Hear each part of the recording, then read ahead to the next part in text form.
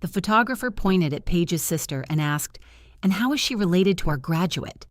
Paige slipped one arm around her mother's waist. She was still smiling when she said, "That's my sister, Claire." Her parents raised the man on that stage. I was standing 3 feet away with Paige's purse over my shoulder and her father's sunglasses in my hand. The photographer gave an uncertain little laugh. He was young enough to believe every family had one correct arrangement if he just asked the right questions. Wonderful. Then let's get Mom and Dad beside Julian. Julian looked at me. That was the part I would remember. Not Paige's words, not Marlene stepping neatly into place or Douglas straightening the front of his jacket. I would remember my son looking directly at me with the same dark, worried eyes he'd had at 21 when he called to say he was quitting college for the first time. He heard her. I waited for him to speak. Julian rubbed his thumb across the tips of his fingers, turned toward the camera, and said, "Okay, we're ready." The photographer took 6 pictures. I held the sunglasses carefully because they had thin gold arms and looked expensive. Closer together, the photographer called, "Nobody likes each other from 2 feet apart." Everybody laughed. I did too. There are moments when your body saves your dignity before your mind catches up. Mine pulled my mouth into a smile. Mine kept my shoulders level. Mine even moved Paige's purse farther up my arm when it started sliding. The fountain behind them threw sunlight across the brick courtyard. Hundreds of black gowns shifted through the crowd like birds settling in a field.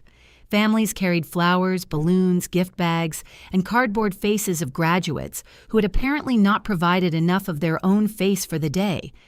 Somewhere behind me, an air horn went off, and an older man yelled, "We got us a doctor!"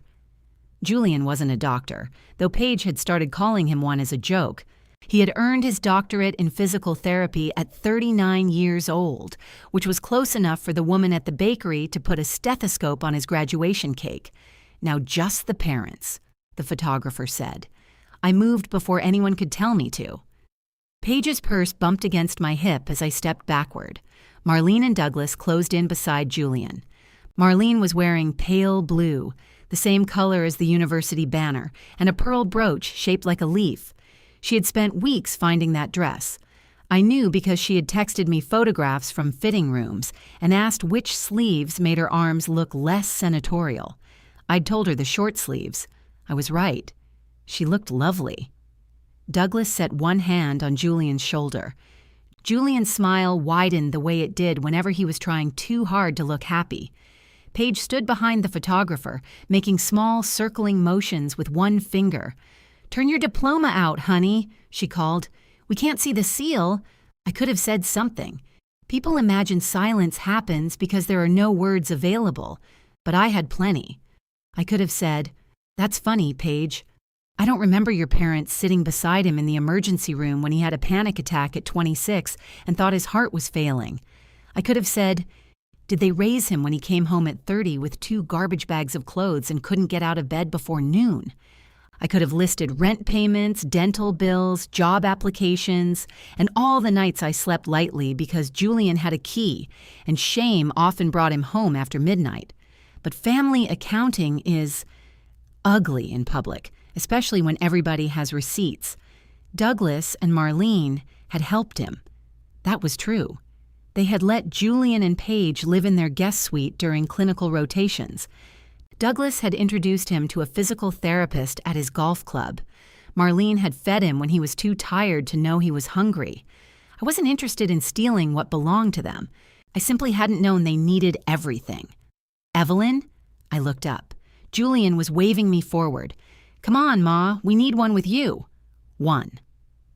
The photographer glanced at his watch. I handed Douglas his sunglasses and gave Paige her purse. She took it without looking at me. "Where should I stand?" I asked.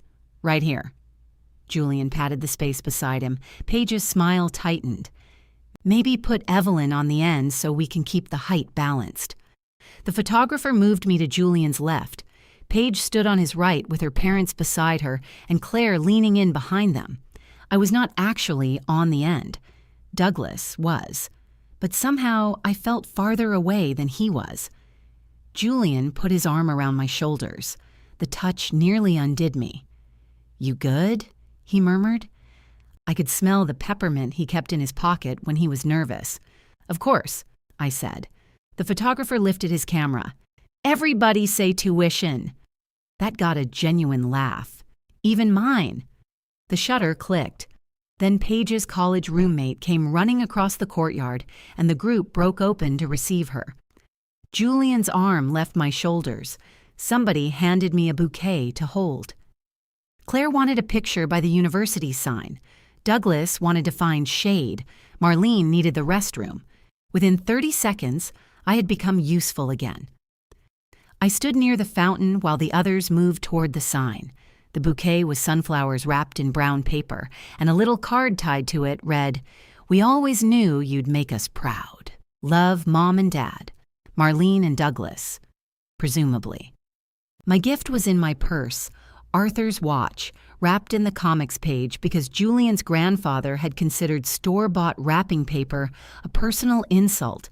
The watch had a scratched silver face and a leather band I'd replaced twice. Arthur wore it every day for 34 years, including the morning he drove me to the hospital to have Julian. I had planned to give it to my son at dinner. "Evelyn, are you coming?" Marlene called. She was halfway across the courtyard waving me toward them. "I'm right behind you." She smiled and turned away. I stayed where I was until the sunflowers began dripping water onto my shoes. That morning, Julian had called me at 6:12. I was already awake. I had been awake since 4:40, lying in bed and wondering whether the little plastic graduation caps I'd put on the brunch cupcakes looked cheerful or ridiculous. "Ma," he said when I answered, "what's wrong?" "Nothing's wrong. You called me before sunrise. Either something's wrong or you've become a farmer." He laughed, but his breathing sounded shallow. "I can't find my honor cord. You packed it in the side pocket of your garment bag." There was a pause. I heard a zipper. "How do you know that?" "Because you called me Wednesday while you were packing, and I heard you say, 'I'm putting this in the side pocket so I don't lose it.'" You remember conversations better than I do. I listen when people talk. It's an old-fashioned hobby. Another pause. Then, quieter. "What if I trip?" "Get up." "Seriously, so am I. Get up, pick up whatever hat rolls away, and keep walking. Half those people have been waiting 3 hours. They'd cheer if you crawled." He breathed out. "Paige still asleep?" I asked. "Yeah, let her sleep." "You found the cord. Go make coffee. You'll be there early? I'll be there embarrassingly early." "Okay." He waited a beat. "Ma?" "Yes?" I did it. My throat tightened so fast I had to look at the ceiling. "Yes," I said. "You did." At 7:30, I stood in my kitchen piping Julian's initials onto a dozen cupcakes because the bakery had written JM in a style that looked like JW. I was wearing my slip and good earrings, and my hair was wrapped in a scarf. Renee sat at the table drinking coffee and offering criticism. "The M looks like a wounded bird," she said. "It's buttercream. Nobody's framing it." "Then stop squinting like you're diffusing a bomb." Renee was my cousin, though we had called each other cousins so long neither of us could explain the exact branch. She was 67, widowed, and allergic to pretending something was fine when it wasn't. She dipped one finger toward the bowl of icing. I slapped her hand with a paper towel. "Those are for tomorrow. There are 24, 25. There are 24 now." I stared at her. She chewed thoughtfully. "Good frosting." The brunch had started as coffee and pastries for 6 people. By graduation week, Paige had invited 14. Then Douglas mentioned that his brother might stop by, and Marlene asked whether Claire could bring someone. I had bought folding chairs from a church rummage sale and borrowed a long table from my neighbor. My refrigerator was packed with eggs, sausage, strawberries, 2 kinds of juice, and a glass bowl of cut fruit that had cost enough to make me consider putting a lock on it. "You sure they're all coming?" Renee asked. "That's what Paige said. And tonight's dinner?" "Restaurant. Whose idea?" Douglas made the reservation. Of course he did. I set down the piping bag. "What does that mean?" It means Douglas likes making reservations. It gives him someone to tell his name to. You've met him twice. Both times he told somebody his name. I tried not to laugh and failed. Renee studied me over her mug. You're happy? I'm proud. Not what I asked. I looked around the kitchen. The counters were covered in serving platters labeled with sticky notes, fruit, biscuits, cups. I had cleaned the baseboards the night before, though I didn't expect any guest to lie on the floor and inspect them. I'm happy, I said. It took him a long time. It took you a long time, too. This is his day. I know whose day it is. I'm saying you look like you're about to be graded. That irritated me because it was true. I untied my apron. Can you check the coffee filters before you go? Renee's eyes narrowed, but she let me change the subject. By 9, I was in the university parking garage, following handmade signs while a volunteer in an orange vest waved me past the entrance I needed. Paige had sent a group message the night before with everyone's tickets. Mine said Section H, Row 18. Douglas and Marlene had Section C, Row 4. I assumed there had been a mix-up until I saw them inside. Paige's family sat together near the aisle. Claire had an empty seat beside her with a program resting on it. I lifted my hand. Marlene waved warmly, then pointed up toward my section as if helping me locate it. I climbed the steps. From row 18, Julian looked small enough to fit inside my palm. When his name was called, I stood before anyone else around me did. I shouted, "That's my son," and immediately apologized to the woman in front of me who had covered one ear. Julian crossed the stage without tripping. For those 9 seconds, nothing hurt. Now, hours later, I sat alone in my car with the air conditioning blowing against my knees. The restaurant address glowed on my phone. My gift lay on the passenger seat. Paige had texted twice. "Where are you?" "We're heading over now," Julian called as I was backing out. "Ma, you disappeared. I have a headache. You looked okay." That's often how headaches work. He was quiet. Noise swelled behind him, doors slamming, Paige calling to someone, Douglas asking where they had parked. "You're still coming to dinner, right?" he asked. I looked at the watch wrapped in newspaper. "No," I said. "I think I'm going home." "Ma, I'll see you tomorrow." He knew. I could hear it in the space after I spoke, but once again he chose the easier sentence. "Okay, get some rest." When I reached my house, the folding chairs were lined against the dining room wall. The borrowed table waited under a white cloth. 24 cupcakes sat beneath a plastic lid. I took Arthur's watch out of my purse and set it in the center of the empty table. Then I began removing the plates. I stacked the plates in the cabinet, folded the napkins, and carried the borrowed table back to the garage one end at a time. It scraped the hallway wall and left a gray mark near the thermostat. Normally, I would have stopped immediately for a sponge. That night, I looked at the mark and kept dragging. The cupcakes went into the freezer. The strawberries stayed in the refrigerator because anger did not make them less expensive. I moved the folding chairs beside the lawnmower, then stood in the garage with my hands on my hips, staring at everything I had undone. It did not feel brave. It felt like I had gotten ready for a party no one wanted and was now hiding the evidence. At 9, Paige texted the family group. Dinner was perfect. Julian felt so loved. Thanks to everyone who made his day unforgettable. 12 photographs followed. Julian holding his diploma. Julian cutting the stethoscope cake. Julian between Douglas and Marlene beneath a framed print of the university. Claire kissing his cheek. Paige lifting a champagne glass while Julian laughed at something outside the frame. I appeared in one photograph. It was the one taken at the end. Douglas had blinked. Marlene was looking toward Claire, and my smile had gone crooked. Paige had added a caption, "All the people who got him here." I put the phone face down. 10 minutes later, it buzzed again. Marlene had replied with 3 blue hearts. Douglas wrote, "Proud to call him our son." The word "our" sat on the screen like a man who had taken somebody else's chair and dared them to mention it. I turned off the kitchen light and went to bed. Sleep came in mean little pieces. At 2 in the morning, I remembered I had not prepared the egg casserole. At 3:15, I remembered I was not preparing it. At 4, I got up and drank water over the sink. The brunch had been set for 11. At 6:30, I sent one message to the group. I'm sorry, but I won't be hosting brunch today. I need a quiet morning. The food won't go to waste.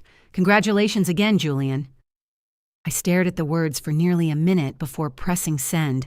They sounded bloodless. I wanted them bloodless. If I wrote what I felt, everybody would debate whether I was allowed to feel it. Paige responded first. Are you sick? Before I could answer, Marlene wrote, Oh no, do you need anything? Then Claire, we can pick up food and still eat there if you need to rest. That one almost made me laugh. I typed, I'm not sick, I'm simply not hosting. The dots appeared beneath Paige's name, vanished, and appeared again. Julian called. I let it ring. He called a second time. I carried the phone into the laundry room and shut the door as if the washing machine needed privacy. Good morning, I said. Why did you cancel? No hello, no careful approach, just the demand, still rough with sleep. I don't want company. People were planning around this. I know, I bought the food. That's not what I mean. I know that too. He breathed into the phone. Is this because you left dinner? I didn't leave dinner. I never went. Okay, because you didn't go to dinner. I opened the dryer and began folding towels that had been sitting inside since Thursday. Ma, can you stop doing whatever you're doing? I'm folding towels. I can hear that. Then why did you ask? Can we please have one conversation where you don't turn everything into a joke? That stopped me. Julian loved my jokes when they were saving him from discomfort. He only objected when they made discomfort harder to avoid. We can talk later, I said. Everybody's awake now. Paige's parents were supposed to drive 40 minutes. Claire bought a fruit tray. I also bought a fruit tray. That's not the point. What is the point? The point is, you said you were doing this. And now I'm not. He was quiet long enough that I could hear Paige in the background asking what I had said. Are you punishing me? He asked. I folded one towel in half, then in thirds. No, it feels like you are. Julian, yesterday your wife told a stranger that her parents raised you. You heard her. You looked at me. Then you smiled for the picture. The background went silent. Even Paige had stopped talking. Julian lowered his voice. She didn't mean they literally raised me. That's comforting. You know what she meant? I do. Her parents helped us a lot. I know they did. I mean, the last 3 years, I was there for the last 3 years. That's not what I'm saying. It sounds exactly like what you're saying. He sighed, and that hurt more than if he had yelled. I knew that sigh. It meant I had become unreasonable, and he was preparing to manage me. Can we come over? He asked. I don't think that's a good idea. We need to talk in person. You want brunch. I want to understand why you're blowing up my graduation weekend over one sentence. There it was. I set the towel on the dryer. I'm hanging up now. Ma, wait. I ended the call. My hands shook afterward, which made me angry. I had raised my voice exactly once, maybe twice, and yet my body acted as if I had overturned a table in church. The doorbell rang at 10:20. I was in the kitchen slicing strawberries into a bowl, not for company. I needed to do something with them before they softened, and cutting fruit required just enough attention to keep me from replaying the phone call. Through the front window, I saw Julian's car. Paige got out first. She was wearing cream-colored pants and the university sweatshirt she had bought at the bookstore. Julian stayed behind the wheel for several seconds, both hands on it before following. I considered not opening the door. Instead, I wiped my hands and let them in. Paige looked past me toward the dining room, the empty dining room. Her gaze moved to the faint gray scrape near the thermostat, then back to my face. You really put everything away, she said. I said I wasn't hosting. We thought maybe you just didn't want everyone here. That's usually what not hosting means. Julian closed the door. He looked tired. His hair was damp from a rushed shower, and a red mark ran across one cheek from his pillow. The sight of it stirred the old, foolish part of me that wanted to feed him before any serious discussion. I kept both hands at my sides. Can we sit down? He asked. We sat in the living room. I took my usual chair. Paige and Julian shared the sofa, though a cushion's worth of space remained between them. Arthur's watch was still wrapped on the dining table behind us. Julian noticed it. "What's that?" "Your graduation gift." He started to rise. "Leave it there, please." He sat again. Paige crossed one leg over the other. "I'm sorry you misunderstood what I said." Julian closed his eyes briefly. I looked at her. "Try that again." Her face reddened. "I wasn't trying to erase you. That's a different sentence." "What do you want me to say, Evelyn?" My parents did raise him in a way. Not from birth, obviously, but they helped him grow up. They gave us stability. They showed him what professional adults look like. My dad got him his first clinical interview. My mother made him breakfast before his clinical interview, I said. "I know." She sent me a picture of the plate. "That's not all she did." I didn't say it was. "You always do that." "Do what?" "You agree in a way that makes people feel guilty for saying anything." I almost admired the accusation. Paige had a gift for turning a calm voice into evidence of conspiracy. Julian leaned forward, elbows on his knees. "Nobody is saying you didn't raise me. You didn't. I didn't what? Say that." He looked at me. "Yesterday," I continued, "when she said her parents raised you, you didn't say, 'My mother raised me.' You didn't say, 'A lot of people helped me.' You didn't even say, 'That came out wrong.' You looked at me and let it stand. There were 100 people around. There were 6 people around us. It wasn't the time to start a family argument. Correcting a lie would have started an argument." "It wasn't a lie," Paige said. Julian turned toward her. "Paige." "No. I want to understand what we're apologizing for." "The wording?" "Fine. I could have said it differently. But my parents took us in for 2 years. They paid expenses your mother couldn't pay. They connected you to people she couldn't connect you to. Why are we acting like that didn't change who you became?" I saw Julian's jaw tighten. Paige was not entirely wrong. That was the difficulty. Cruelty would be easier if it arrived without facts. I folded my hands in my lap. "Your parents helped Julian become a physical therapist. I am grateful to them." Paige opened her mouth. "I mean that," I said. "I have thanked them. I have praised them. I helped your mother choose the dress she wore yesterday. I have never asked Julian to reduce them so I could feel bigger. No one reduced you. You handed me your purse and took pictures with the people you said raised my son. I didn't hand it to you because you didn't think about why. That is the point." Julian rubbed both hands over his face. "What do you want us to do?" The question landed harder than Paige's defense. Not what did I do? Not how long have you felt this way? What do you want us to do? As if I were customer service and needed to offer an approved remedy. I looked at the family photographs on my mantle. Julian, at 22, in a grocery store apron, lifting a Thanksgiving turkey like a trophy. Julian and Paige on their wedding day, both laughing before the photographer was ready. Me between them at Christmas 2 years earlier, holding a serving spoon. "I don't want you to do anything today," I said. "Then why cancel brunch?" Paige asked. "Because I no longer wanted to cook for 14 people after being informed I did not raise my own son." "Oh my God, Paige!" Julian warned. "No." She knew people were coming. She knew my parents rearranged their mourning. "This is punishment, Julian." She could have called us privately, but she canceled in the group so everyone would know she was upset. I canceled in the group because everyone needed to know there was no brunch. You made your absence a statement last night, too. I looked at her. Was it noticeable? Paige blinked. I had not planned the question, but once it was in the room, I wanted an answer. She looked toward Julian. He stared at the floor. "Was it?" I asked again. Julian spoke quietly. "Yes. Did anyone ask why I wasn't there?" "A few people." "What did you say?" "That you had a headache." And then we had dinner. No one said anything for a while. I stood and went to the dining table. I picked up the newspaper-wrapped box and brought it to Julian. "This belonged to your grandfather." He took it carefully. Ma, I want you to have it. That hasn't changed. He peeled back one corner of the comics page and saw the silver face.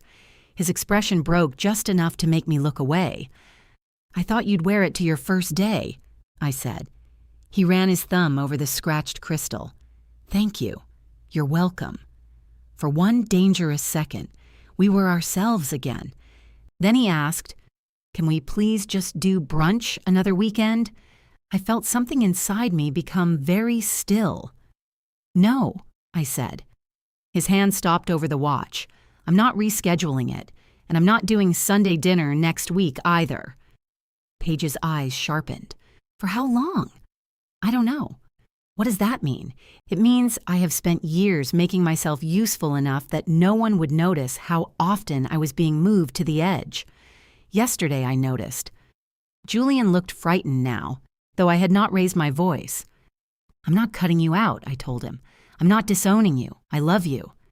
But I'm done cooking every meal, organizing every holiday, remembering what everybody needs, and being the place you come when you're unhappy, but not the person you defend when you're happy. His face changed. Paige turned toward him. What does that mean? Julian did not answer her. I walked to the front door and opened it. They remained seated for a few seconds, as if neither had believed the conversation could end without their approval. Then Julian stood, holding his grandfather's watch in both hands. At the door, he bent to kiss my cheek. I stepped back before he could. Not far, just enough that he understood I had chosen to. Paige rose more slowly. What did you mean about him coming here when he's unhappy? Julian's shoulders stiffened. That's something to discuss with your husband, I said. He discusses our marriage with you? Paige, Julian said, let's go. She stayed beside the sofa, looking from him to me. What does she know? Nothing you haven't already told her. I haven't told her anything. That was my point. His tone was sharper than I had ever heard him use with her. Paige's face changed from suspicion to hurt so quickly I almost stepped in. Stepping in was what I did. I translated Julian when he was too defensive, softened Paige when she was too direct, and sent them home thinking they had solved problems neither had actually named. I gripped the edge of the open door. Goodbye, Paige. She picked up her purse. You don't get to throw something like that out and then pretend you're above the conversation. I'm not above it. I'm outside it. You put yourself in it. No, Julian did. Julian looked at me as if I had slapped him. That was not fair, and I knew it. He had never sat at my table and confessed some unforgivable secret. He complained in pieces. Paige didn't understand how exhausted he was. Paige committed them to plans without asking. Paige corrected him in front of her parents. Paige said she was proud, but she always sounded as if she were evaluating him. I had responded in pieces too. She's under pressure. Tell her what you need. Don't make a permanent decision during a temporary fight. Then I fed him, packed leftovers, and watched him drive back to his wife calmer than when he arrived. Paige received the improved version without knowing I had helped assemble it. Standing in my doorway, I finally saw that I had not been neutral. I had been a hidden room in their marriage. I shouldn't have said that the way I did, I told Paige. I'm sorry. Her chin lifted slightly. But I'm not going to explain conversations Julian had with me. He can decide what belongs between you. Now you're protecting him. I have been protecting both of you. That's part of what I'm stopping. Julian tucked the wrapped watch under his arm. Come on. They walked to the car without touching each other. Paige got into the passenger seat and shut the door hard enough to shake it. Julian stood beside the driver's door for a moment. He looked back at the house. I almost waved. Then he got in. I shut the door before they pulled away. The quiet afterward was enormous. I could hear the air conditioner clicking on, the clock above the television, my own breath moving too quickly. I locked the deadbolt, though it was the middle of the morning, and leaned my forehead against the wood. This was not how I had imagined giving Julian the watch. In my version, he unwrapped it after brunch. Marlene asked whether it still worked, Douglas made a joke about it not syncing to a phone. Julian fastened it around his wrist and held his arm out the way Arthur used to whenever he wanted someone to admire the time. Instead, it had left my house wrapped in a newspaper argument between Garfield and a plate of lasagna. The doorbell rang again 12 minutes later. "Absolutely not," I whispered. It was Renee. She stood on the porch with 2 canvas grocery bags and a paper cup of coffee. "Before you say anything, I did not come to mediate. I came to steal." I opened the door. She looked past me. "Are they gone? How did you know they were here?" "I drove by and saw Julian's car." "You drove by?" "Your message sounded like a hostage had typed it." She entered without waiting for an invitation and carried the bags to the kitchen. Inside them were empty plastic containers. "What are those?" "I was promised brunch. Since civilization has collapsed, I'll take ingredients." Despite myself, I laughed. Renee opened the refrigerator and whistled. "Good Lord, did you expect the football team? 14 people. There's enough sausage here to make 14 people regret knowing you." She removed the bowl of cut strawberries. "What happened?" I canceled. I gathered that from the cancellation. I canceled more than brunch. Renee stopped moving. I sat at the kitchen table while she divided food into containers. I told her what Paige had said by the fountain. I told her about Julian looking at me, the dinner photographs, and the conversation in my living room. I did not repeat every word. Some sentences still felt too sharp to pick up. Renee listened without interrupting until I reached the part about stepping away from Julian's kiss. Then she snapped a lid onto a container and said, "Good." It didn't feel good. Most useful things don't. Dentist logic. I like my dentist. She put a smaller container of strawberries in front of me. "Eat. I'm not hungry." I didn't ask. I ate one. It was cold and tasted like nothing. "What if I overreacted?" I asked. "You did." I stared at her. Renee shrugged. "You canceled brunch for 14 people with 5 hours' notice. That's an overreaction. Thank you for the support. You want support or dishonesty? Today, dishonesty would be pleasant. Fine. You handled everything perfectly and your complexion has never looked better." I pushed the strawberries away. She sat across from me. "Overreacting doesn't mean you reacted to nothing. It means you waited so long that one sentence had to carry 20 years. It wasn't 20 years. How many?" I thought about Section H, Row 18, Paige's purse on my shoulder, Julian's peppermint breath when he asked if I was good. I don't know, that's probably worse. My phone vibrated on the table. "Marlene," Renee leaned over to see. "Senatorial sleeves. Stop. You picked them." I let the call go to voicemail.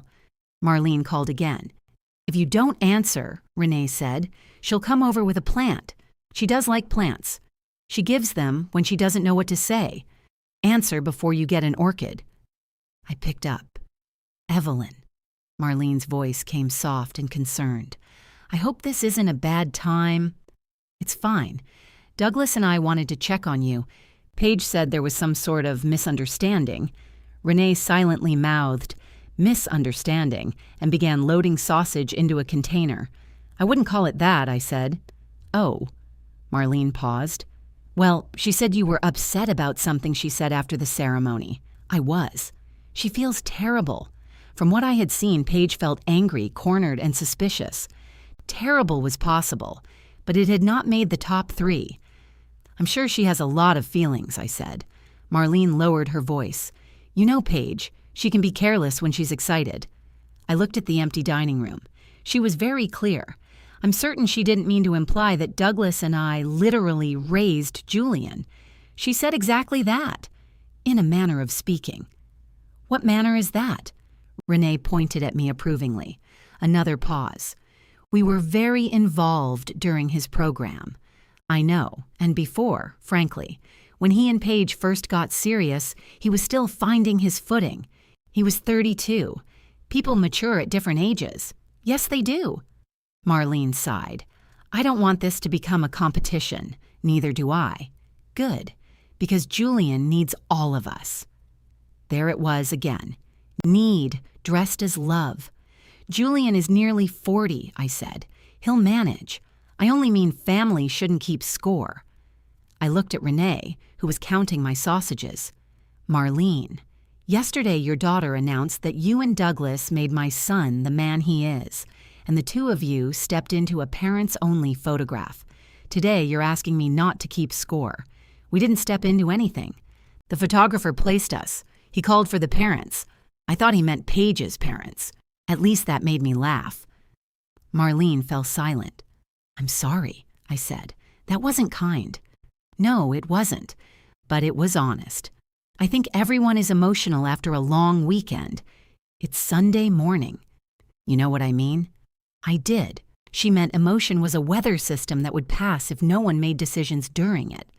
That was how our families had survived holidays, by calling every injury a stressful weekend and waiting for the injured person to set the table again. I'm taking some space, I said. From Paige? From being responsible for everyone. I didn't realize you felt responsible for me. You texted me from 8 stores about your graduation dress. I thought you enjoyed helping. I did. That doesn't mean I want to keep doing it. Her voice cooled. This seems bigger than what Paige said. It is. Then perhaps you shouldn't blame her for all of it. That surprised me. Not because she was wrong, but because Marlene had found the exact weak place in my anger. I don't, I said. Does Paige know that? She knows what I said this morning. That isn't an answer. No, it isn't. We ended the call politely, which was worse than shouting. Marlene said she hoped I would rest. I told her to enjoy the fruit tray. Neither of us mentioned the picture. Renee had filled both grocery bags. You left me anything? She pointed to the refrigerator. Eggs, half the sausage, cupcakes, and that suspicious orange juice. What's suspicious about it? It says, Grove style. Oranges don't have a lifestyle. I helped her carry the bags to her car. At the curb, she put them in the back seat, then turned to me. What are you doing next Sunday? Not dinner. That's what you're not doing. I had no answer. You can come to my place, she said. I'll cook. You hate cooking. Yes, which means you'll know I invited you for your company.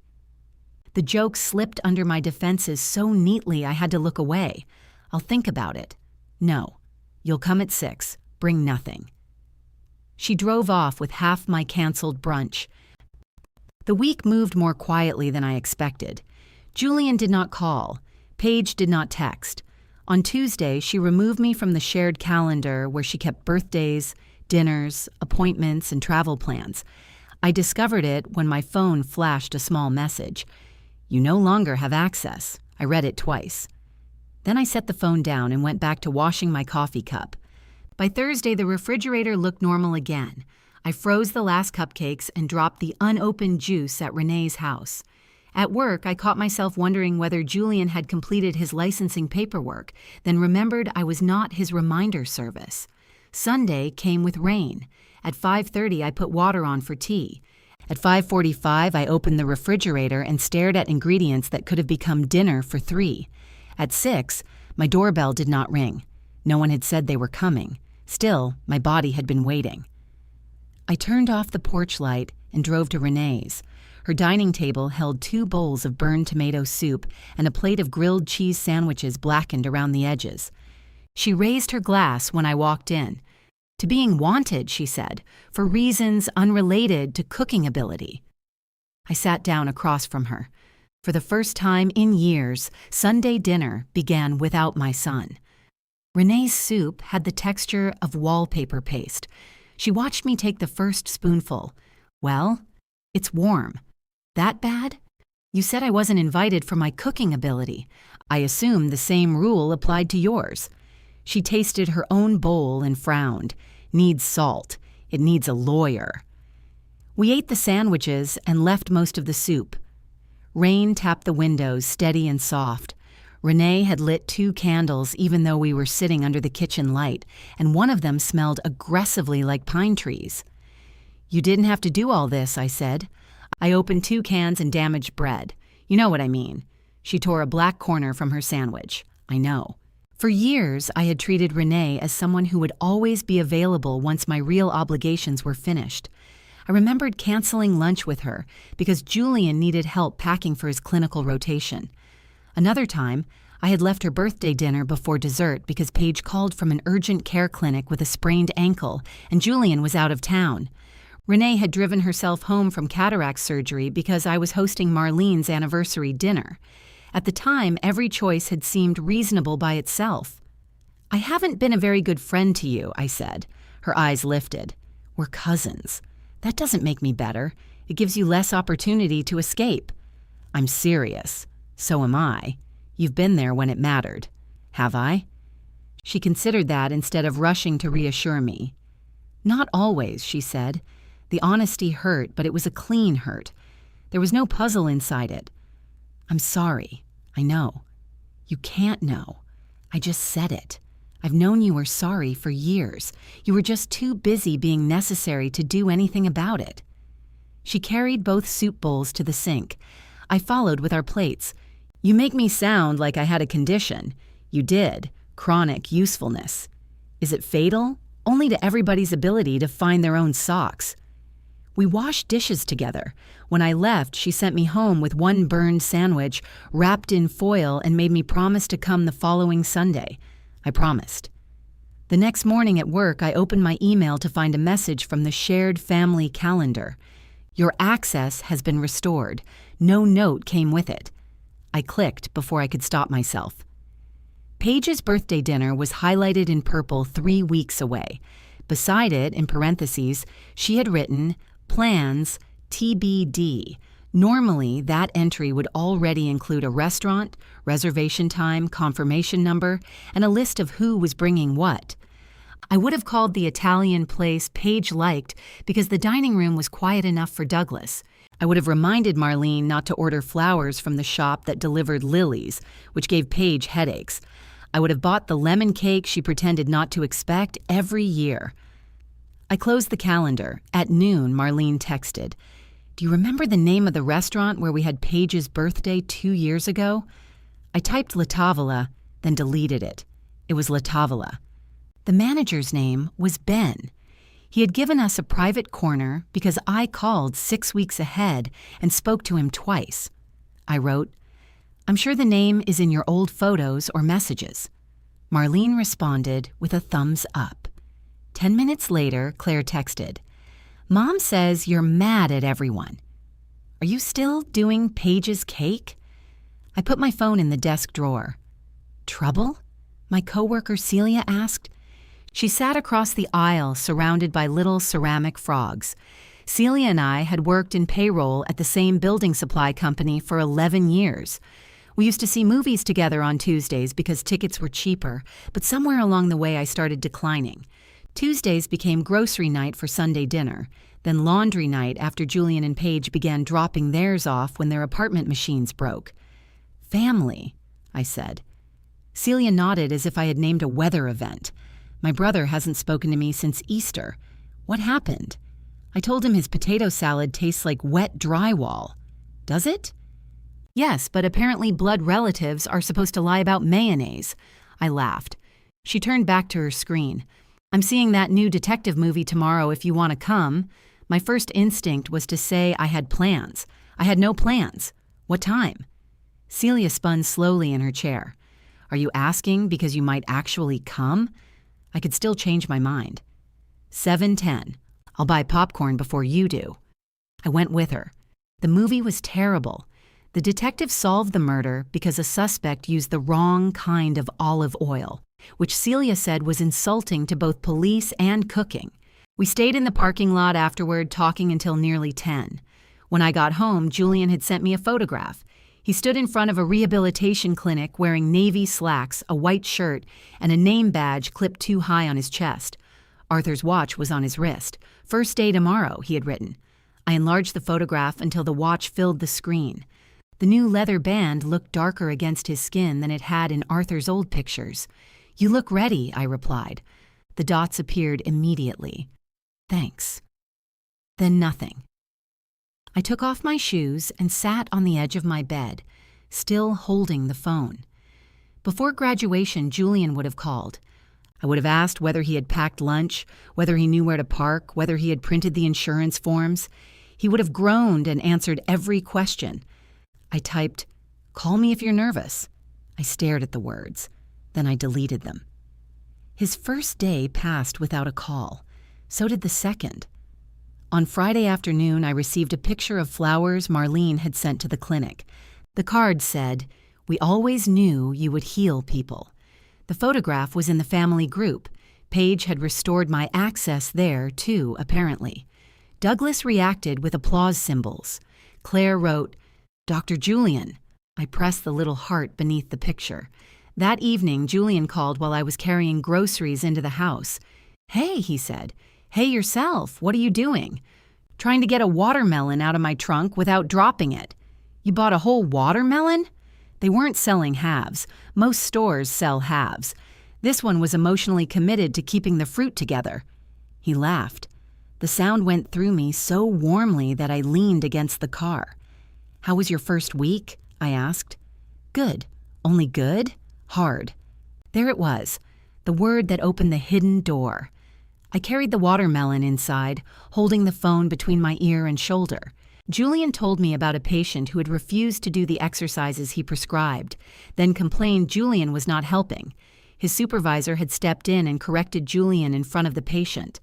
Julian knew the correction was fair, but he had spent the rest of the afternoon convinced everyone regretted hiring him.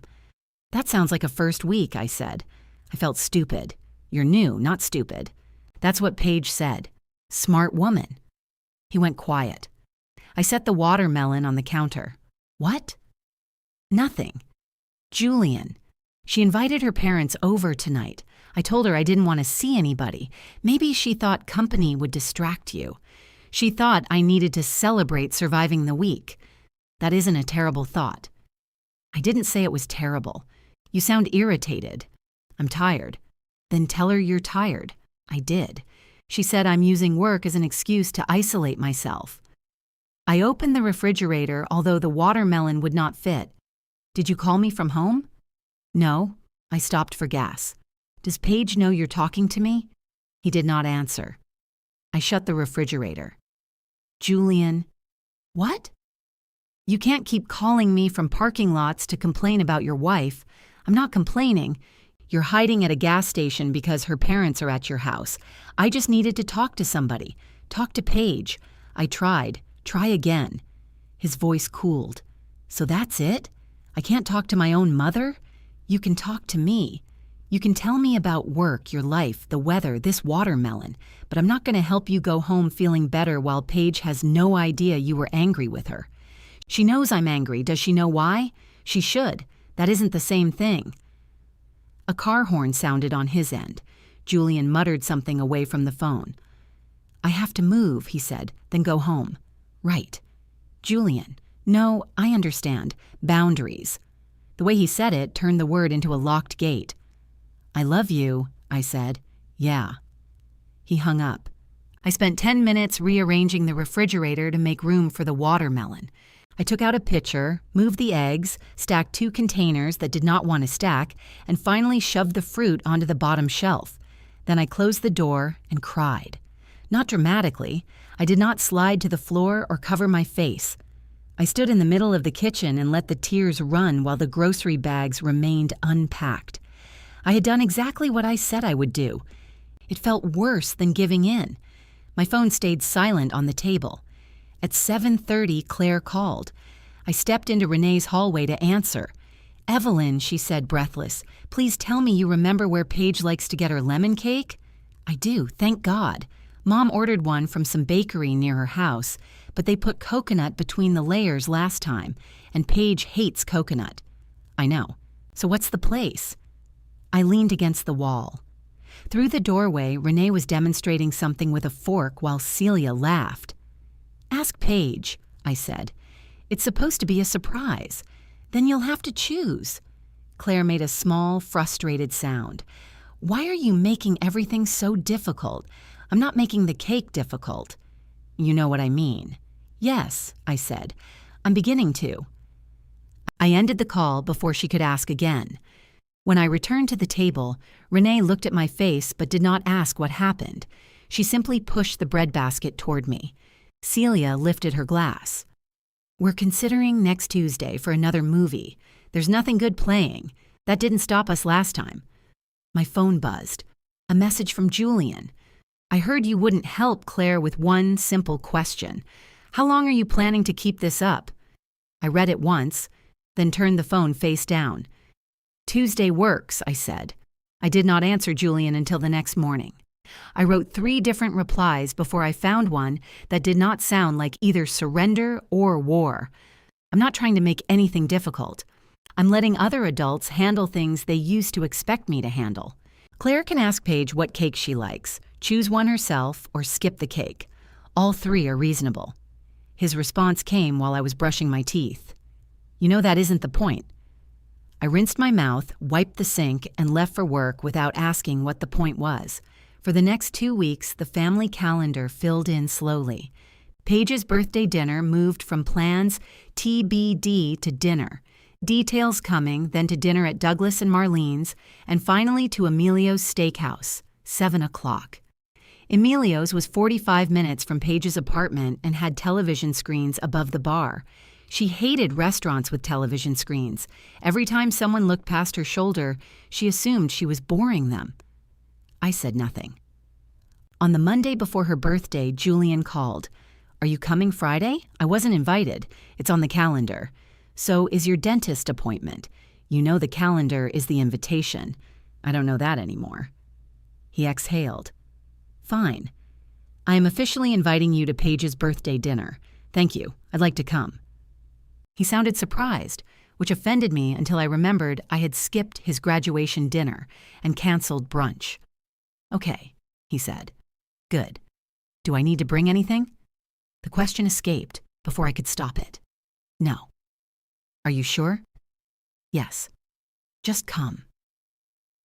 I wrote the time on a paper square beside my phone, even though it was already in 3 digital places. "What would Paige like for a gift?" I asked. "Anything." That answer has never helped anyone. "I don't know. A candle?" She gives away scented candles, then no candle. "What about that skin cream she likes?" "She has skin cream. People are allowed more than 1 jar. Ma, I'm at work." "Then why did you call me?" "To invite you." "And you did." Very professionally. He laughed despite himself. 7 o'clock. I bought Paige a pair of silver earrings from the small jewelry counter near my office. They were simple hoops, not too heavy. She wore silver more often than gold, a fact I knew from years of buying presents she rarely had to return.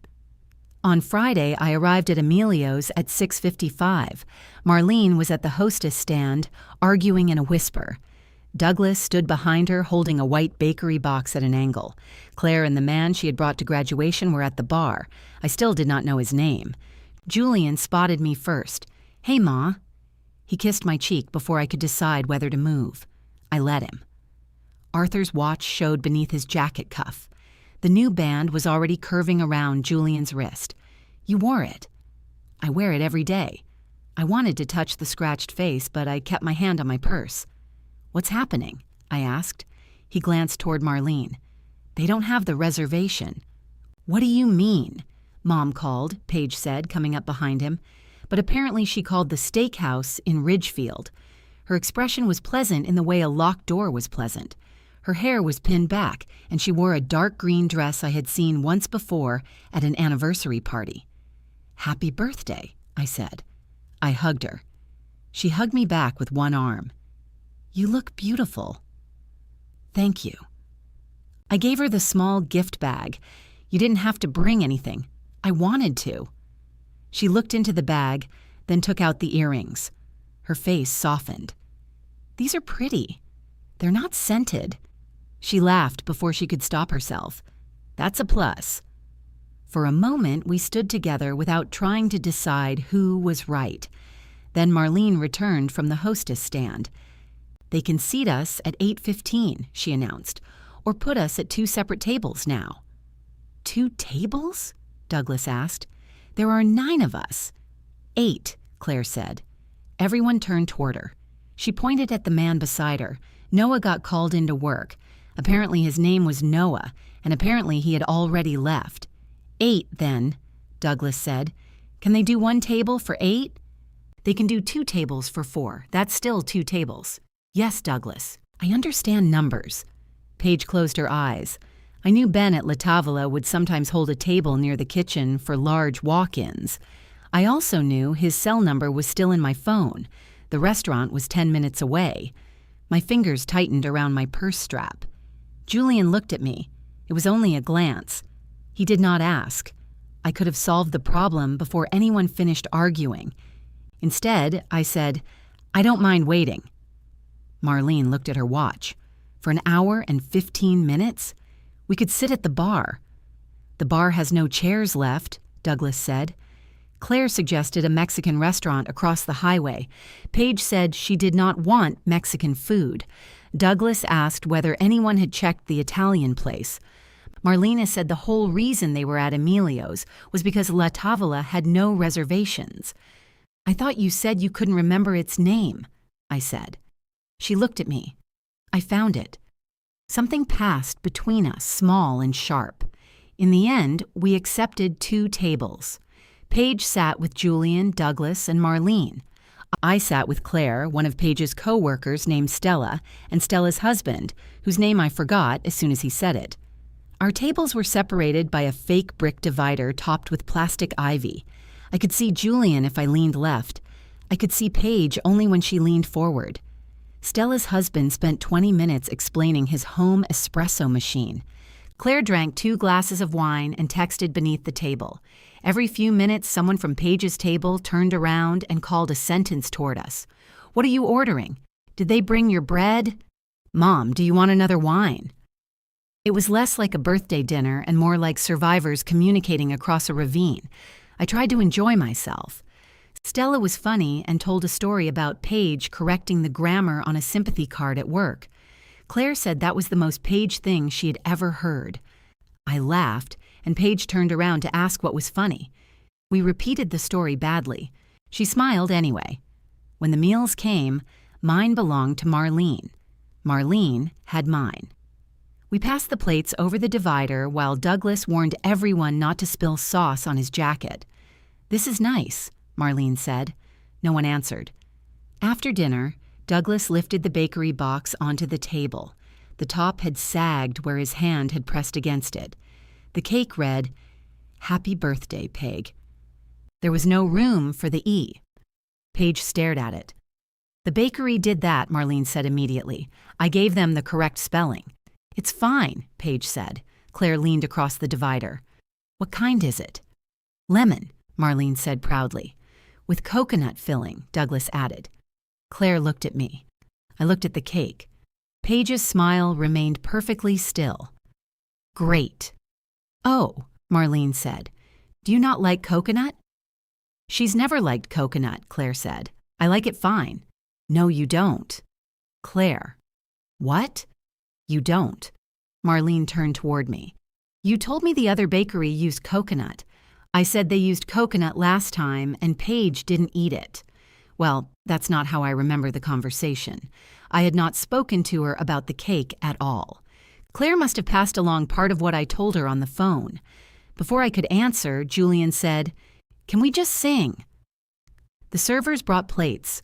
We sang to Paige across 2 tables while strangers at the bar joined in on the wrong name. Somebody shouted, Happy birthday, Peg! Paige laughed so hard she had to cover her face. It saved the moment. She blew out 1 candle because no one had brought enough for 37, and Douglas cut the cake. Paige took 3 polite bites, separating the coconut filling with the side of her fork. I did not enjoy watching the dinner go wrong. That mattered to me. I had imagined in my angriest moments that everyone would understand my value the minute I stopped providing it. They would look around at the wrong reservation and misspelled cake and admit I had held the family together. Instead, they adjusted. Awkwardly, imperfectly, but they adjusted. They laughed. They ate coconut. The evening did not collapse because I had removed my hands from it. That hurt in a different way. Outside the restaurant, Paige hugged her parents and thanked them. Marlene apologized again for the reservation. Paige said she would remember the two-table birthday forever, which was generous enough to make Marlene cry. Claire left with Stella and her husband. Douglas went to bring the car around. I was saying goodbye to Paige when she touched the earrings she had put on during dinner. "I really do like these," she said. "I'm glad." She glanced toward Julian, who stood a few feet away checking his phone. "Thank you for coming. Thank you for inviting me." Her mouth moved as if there were another sentence waiting, but she only said goodnight. Julian walked me toward my car. The parking lot smelled like wet pavement and grilled meat.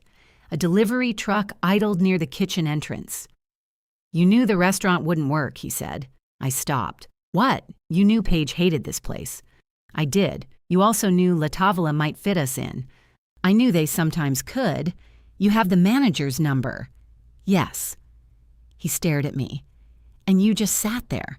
You told me to bring nothing and just come. Don't do that. Do what? Use my exact words to make me sound ridiculous. I didn't make you sound like anything. You watched everything go wrong when you could have fixed it." "The dinner did not go wrong. We ate." Paige laughed. "She had a birthday. You know what I mean." That sentence again. I looked back through the restaurant window. Paige was helping Marlene carry gifts. The damaged cake box sat abandoned on a table. "What did you want me to do, Julian?" "Help. You didn't ask. I shouldn't have to formally request every little thing. That is exactly the problem." His face hardened. "So now we have to beg?" "No. You have to notice when you're expecting something from me. I invited you because I thought you wanted to be part of the family, not because I wanted free event planning. I am part of the family. Then act like it." The words hung between us. Julian heard them too late. I saw regret reach his face, but pride arrived first. I opened my car door. "Good night," I said. "Ma, wait." I got in and closed the door. He stood there as I started the engine, Arthur's watch shining beneath the parking lot lights. For 1 weak second, I nearly lowered the window. Then Paige called his name, and he turned away. I drove 3 blocks before pulling into a pharmacy parking lot. My hands were steady. That bothered me more than shaking would have. I sat beneath a flickering sign advertising flu shots and watched Julian's last sentence repeat across the windshield. Then act like it. My phone rang. His name appeared, disappeared, then appeared again. I declined the second call and immediately felt childish. He texted before I left the parking lot. "I'm sorry." That came out wrong. I read it twice. It had not come out wrong. It had come out clean. Julian believed participation in the family meant making things easier for everyone else. I had taught him that. Every dinner I rescued, every awkward conversation I redirected, every forgotten birthday I quietly repaired had made my labor look like personality. I started the car. At home, I took off my earrings and placed them in the small dish beside my bed. When I looked in the mirror, I saw coconut frosting on the sleeve of my dress. I had brushed against the cake while passing Marlene's plate over the divider. I dabbed it with a wet washcloth. Then I sat on the edge of the bed and admitted something I did not want to know about myself. I had enjoyed not helping, not the whole evening. I had not enjoyed Paige's disappointment or Marlene's embarrassment. But when the hostess said there was no reservation, a small, mean part of me had stood up and stretched. When the cake came out misspelled, that part had whispered, "See?" I could have called Ben. No one had asked me, but kindness did not always need an invitation. I had known the answer and kept it in my purse because I wanted the family to experience me missing while I was still in the room. That was not a boundary. That was revenge wearing sensible shoes. The distinction followed me through Saturday. It sat beside me while I cleaned the bathroom and waited at the post office. It hovered over the frozen cupcakes when I opened the freezer. On Sunday, Renee served baked chicken that was raw near the bone. Celia cut into hers, studied the pink center, and said, "Are you trying to collect life insurance?" "I don't have policies on either of you," Renee said. "Then this is just careless. We ordered pizza." While we waited, I told them about the birthday dinner. Renee laughed at pie until she had tears in her eyes. Celia was less amused. You had the restaurant manager's number? She asked. Yes. And you didn't call? No. Would he have found a table? Maybe. Did anybody ask you to? No. Renee looked from her to me. We've covered the facts, counselor. I'm asking because there's a difference between refusing an assignment and refusing help, Celia said. If Evelyn had called, would they have treated her like staff? Probably, Renee said. Then I understand why she didn't. I folded my napkin into smaller and smaller squares. I wanted them to fail. The room quieted. Celia nodded once. That's different. I didn't want Paige to have a terrible birthday. You wanted her to have a slightly educational birthday, Renee said. That sounds worse when you say it. It was already bad. The pizza arrived. We ate straight from paper plates while an old game show played in the living room. Nobody gave me a verdict. Before I left, Celia followed me to the porch. You don't have to become a saint to prove you're not a servant, she said. I know. Do you? No. She hugged me. It surprised both of us. On Monday, I called Paige during my lunch break. She answered on the fourth ring. Hello? It's Evelyn. I know. Your name came up. Right. Behind her, I heard office noise and the faint ringing of another phone. Is everything okay? She asked. Yes. I wanted to apologize for Friday. A pause. For what? I could have called La Tavola. I knew there was a chance they could seat us, and I chose not to help because I was still angry. You weren't responsible for the reservation. No, but I could have made a call. You're apologizing for not making a call? I'm apologizing for wanting things to go badly enough that people would notice what I usually do. The office sounds faded. She must have moved somewhere quieter. Did you? She asked. Did I what? Want things to go badly? A little. She gave a short laugh with no humor in it. At least you're honest. I'm trying to be. Julian thinks you're trying to teach us a lesson. I think I was on Friday. And now? Now I'm apologizing. She was silent long enough that I wondered whether the call had dropped. Thank you, she said finally. You're welcome. Another silence. I could have asked whether she liked the earrings. I could have asked about work, her parents, the coconut cake. Instead, I let the conversation end where it naturally did. Goodbye, Paige. Bye, Evelyn. I felt lighter afterward, but not better. Apologizing did not produce the warm, immediate relief people promised. It simply removed one thing I could no longer use to protect myself. I had admitted my part. Paige had not admitted hers. For the rest of the week, no one contacted me. Friday evening, I was changing the sheets when the doorbell rang. Julian stood on the porch holding a bouquet of grocery store flowers. The plastic around them was fogged from the heat, and one yellow daisy had broken near the stem. Are you busy? He asked. Yes. His face fell. I'm changing sheets, I added. I can stop. Good. Because I brought flowers, and they're getting sweaty. I stepped aside. He carried them to the kitchen as if he still lived there, and opened the cabinet beneath the sink where I kept vases. He chose a blue one too narrow for the bouquet. That won't fit, I said. I can make it fit. You used to say that about your jeans. I was 26. You were optimistic. He smiled. I found the larger glass vase. We stood shoulder to shoulder at the sink, trimming stems with kitchen scissors. The familiarity of it made me careless. I handed him flowers. He arranged them badly. For 5 minutes, we did not mention graduation, Paige, or birthday dinners. The finished bouquet leaned heavily to one side. It has personality, Julian said. It has balance problems. You're supposed to be a physical therapist. I don't treat daisies. I set the vase in the center of the kitchen table. He did not sit until I did. I'm sorry about what I said at the restaurant, he began. You are part of the family. I know. I shouldn't have implied otherwise. No.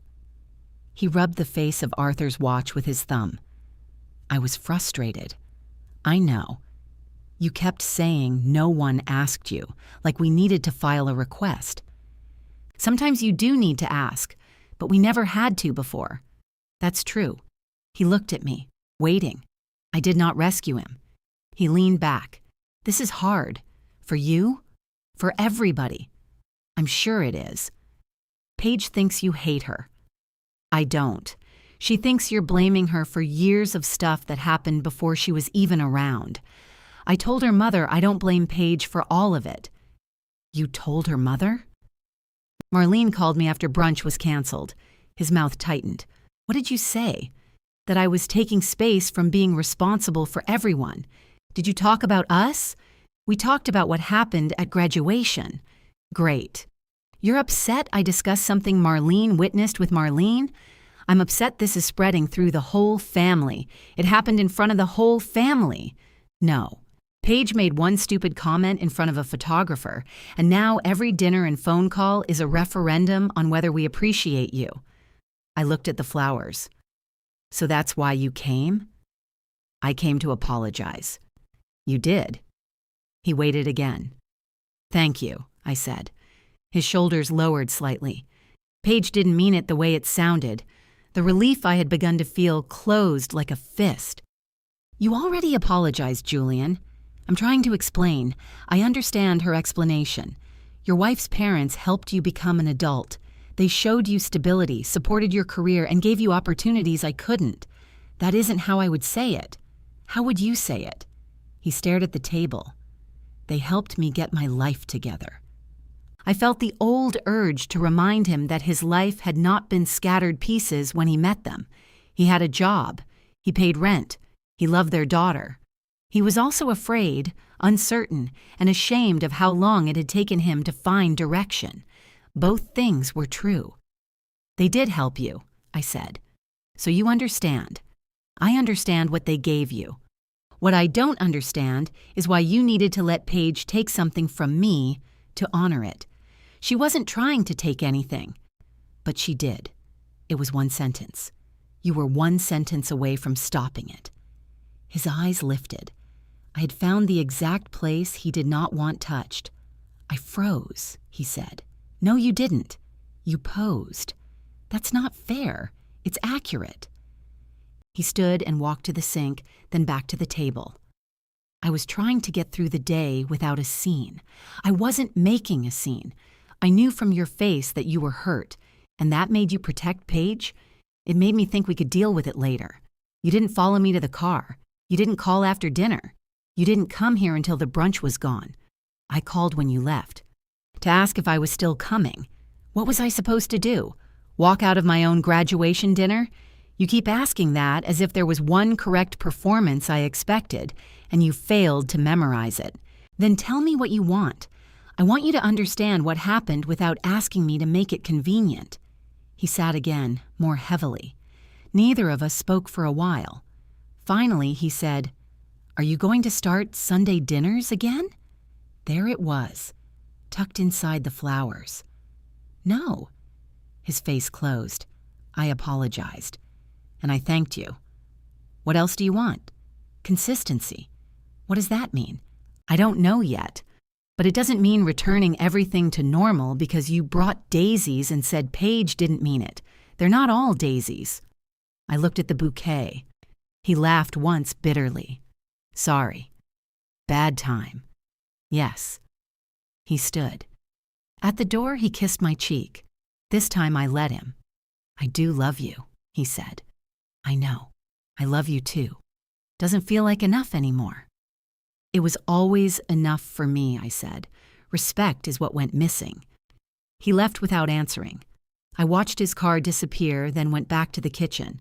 The flowers leaned toward the empty chair where Julian used to sit every Sunday. I left them there. The flowers lasted 11 days. By the 8th, the yellow daisy had dropped most of its petals onto the table. By the 10th, the water smelled like a pond.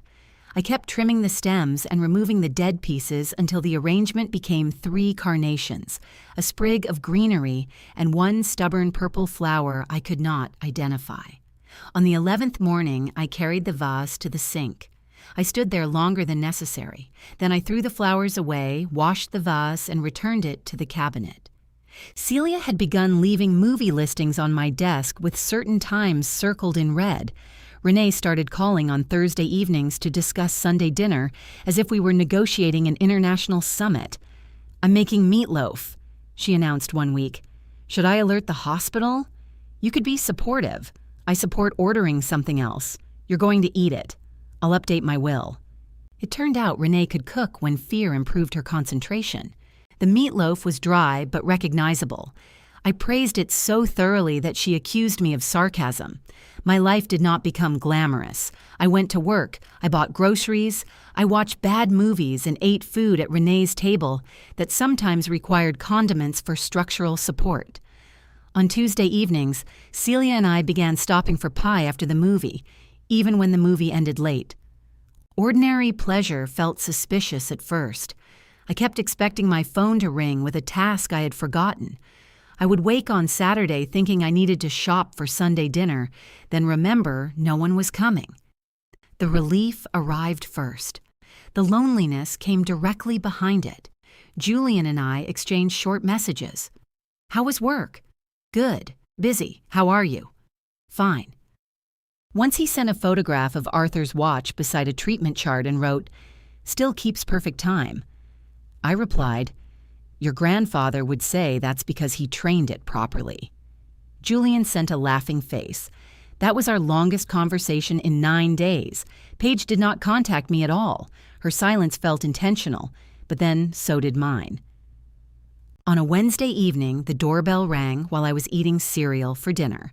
I expected Renee, who believed arriving unannounced was acceptable if she brought fruit. Paige stood on the porch holding 2 white casserole dishes. "I think these are yours," she said. They were. I had taken macaroni and cheese to her parents' house in one and roasted vegetables to Julian's apartment in the other. I had not seen either dish in nearly a year. "Thank you." I opened the door wider. She glanced behind me.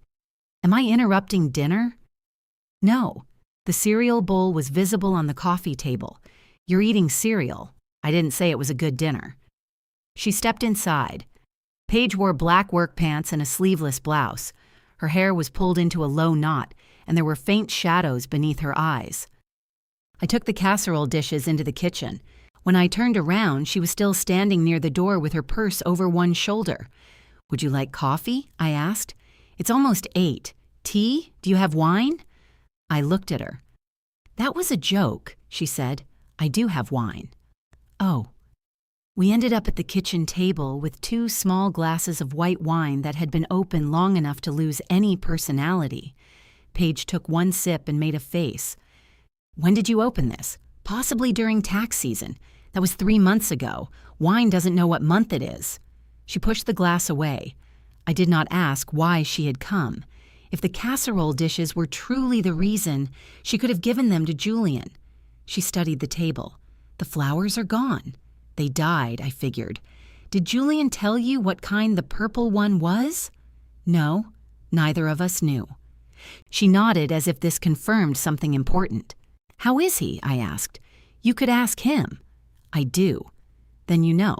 "I know work is busy. Work is always busy now."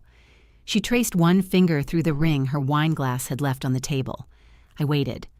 Paige looked toward the refrigerator, where I had attached an old photograph of Julian wearing a paper chef's hat at one of our Christmas dinners. He was pretending to bite the wooden spoon. "How often did he come here?" she asked. "When?" "Before graduation, when we were having problems." "Paige, I told you I'm not discussing private conversations. I'm not asking what he said. You're asking how often he said it." Her eyes returned to mine. "That's an answer." "No, it isn't. Once a week? No. Once a month?" "This isn't going to help you. It might help me understand why my husband apparently had an entire emotional life in this kitchen." The phrase was dramatic enough that I nearly dismissed it. Then I saw the hurt beneath it. "He came when he was overwhelmed," I said carefully.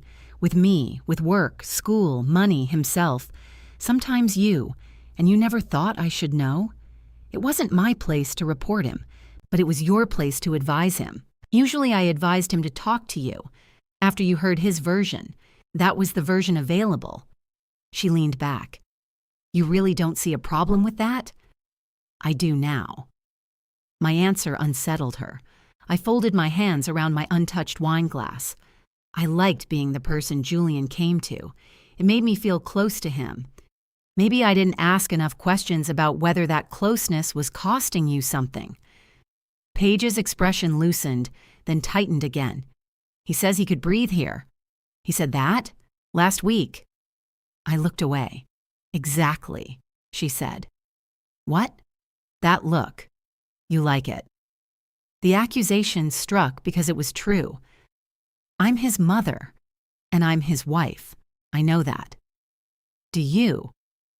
Because sometimes it feels like you get the frightened, honest version, and I get the man who walks in after you've talked him down and tells me everything is fine. I remembered the gas station call, the way Julian had said he needed to talk to somebody. You're right, I said. She stared at me. I should have stopped it sooner. I didn't say you should stop him from talking to you, but you don't want him using me to avoid talking to you. No, neither do I. She picked up the wine glass and took another sip despite knowing it was bad. He thinks you're punishing him, she said. I know. He thinks if he holds out, you'll miss him enough to go back to normal. My face grew hot. Did he say that? Not exactly. What exactly did he say? Her mouth twisted. Now you care about exact words? Yes, he said. She'll come around, she always does. I looked at the photograph on the refrigerator. Julian at 29, grinning around a wooden spoon. That Christmas, he had arrived 2 hours late because he and Paige argued in the car. I kept his dinner warm. When they came in smiling, I pretended not to notice Paige's swollen eyes. She thinks I'll come around too, Paige continued. About what? Everything. There was more anger in those 4 syllables than she had shown about the graduation fight. I waited. He signs up for another program, takes on another rotation, changes jobs, invites people over when I'm exhausted. He says it'll work out because it always does. Does it? Yes. She laughed bitterly. Because someone makes it work, usually me or you. The refrigerator motor came on. I thought of my labels on the graduation serving platters. Fruit, biscuits, cups. Maybe her parents raised the wrong man, I said. Paige stared at me, then startled us both by laughing. It lasted only a second. She covered her mouth and looked guilty. That was mean, I said. It was a little funny. A little. The humor faded, but something had shifted. Not forgiveness. More like we had accidentally opened a window in a room where neither of us wanted to admit the air was bad. Paige looked down at her hands. My parents did a lot for him. I know. My dad treated Julian like he was capable before Julian believed it himself. He introduced him as his future son-in-law before we were even engaged. My mother gave us the guest suite and never once asked when we were leaving. That was generous. They didn't make him feel like a failure. The sentence landed softly. I knew she had not meant it as an accusation, which made it harder to answer. Did I? I asked. Paige hesitated. There are pauses that exist to prevent cruelty. Her pause was one of them. Sometimes, she said. I think he felt that way around you. I pressed my thumb against the base of the wine glass. I never called him a failure. No. You told him how much you believed in him. You reminded him how many times he had started over. You told stories about everything you survived together. I thought those stories showed him he was strong. Maybe they did. But they also kept him connected to the person he was when he needed you most. I did not like the picture she was drawing. I liked even less that I recognized it. Julian had not only been embarrassed by my work clothes, my small house, or the way I asked too many practical questions in front of Paige's parents. He had been embarrassed by what I remembered. I knew every unfinished version of him. Douglas and Marlene had met the version still becoming. None of that excuses what you said, I told her. Her face closed again. I didn't say it did. You came here, and we're talking honestly. I don't want honesty to become another way of avoiding that. I didn't come to apologize. I know. I came because Julian won't tell me what he told you, and I won't either. She stood. I stayed seated, though every habit in me wanted to follow her and repair the ending. At the kitchen doorway, she stopped. For what it's worth, I shouldn't have said they raised him. It was not an apology. The words had no warmth, and she did not turn around. But I'm not sorry people honored them, she added. Everyone acts like you carried Julian alone. You didn't. I never said I did. You didn't have to. He says it for you. That surprised me. Paige faced me then. When people congratulate him, he tells them what you sacrificed, how you worked weekends, how you took him back every time. Then he turns to my father for the job connection and my mother for a place to live. You get to be the reason he survived. They get to be useful. Her eyes filled, but her voice remained steady. I wanted one picture where my parents weren't supporting characters in the story of you and Julian. There it was. Not carelessness, not excitement. Want. She picked up her purse and left. I sat at the table beside 2 glasses of bad wine. 10 minutes later, Julian called. What did Paige say to you? I looked at the casserole dishes drying beside the sink. You'll have to ask your wife, I said. I did. She said I should ask you. Then I suggest you both sit down and decide which one of you is going to answer. Ma, please, no parking lots, no messengers. His breathing changed. She came home crying. I'm sorry. What happened? We told each other some truths. About me? Mostly. That's great. It might be, eventually. He was quiet. Then, in a voice stripped of anger, he asked, Do you think I used you?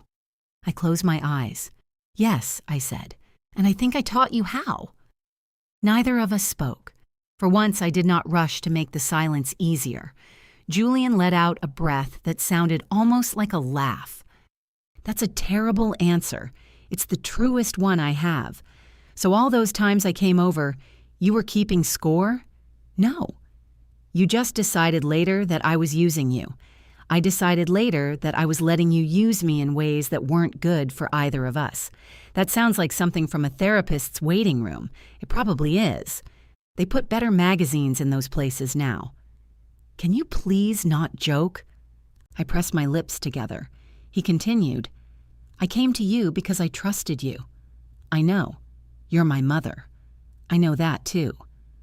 Then what was I supposed to do? Tell your wife when you were angry with your wife. I did. After you came here and I calmed you down. So you wanted me to go home and fight with her? I wanted you to go home and be honest. I was honest with you. That was easier. He went quiet. I hated how certain I sounded. I had not lived inside his marriage. I had seen what he brought me, and people rarely carry their own worst moments when they go looking for comfort. Paige said you think I make you feel like a failure, I said. She said that? She said sometimes you felt that way around me. That's not the same thing. It's close enough that I need to ask. He did not answer. I moved the 2 wine glasses to the sink. One had a faint print from Paige's lipstick around the rim. Julian, you don't make me feel like a failure. The words came too quickly.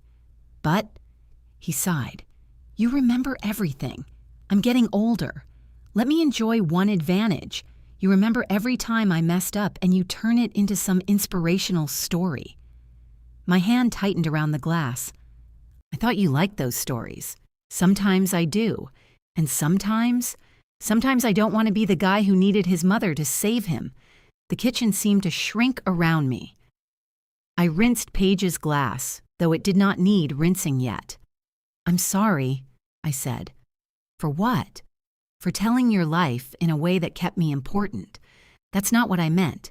It's part of what you meant. No, I meant... He stopped. I don't know what I meant. That makes 2 of us. He gave a tired laugh. I dried the glasses and put them away. I don't want you to stop talking to me, I said.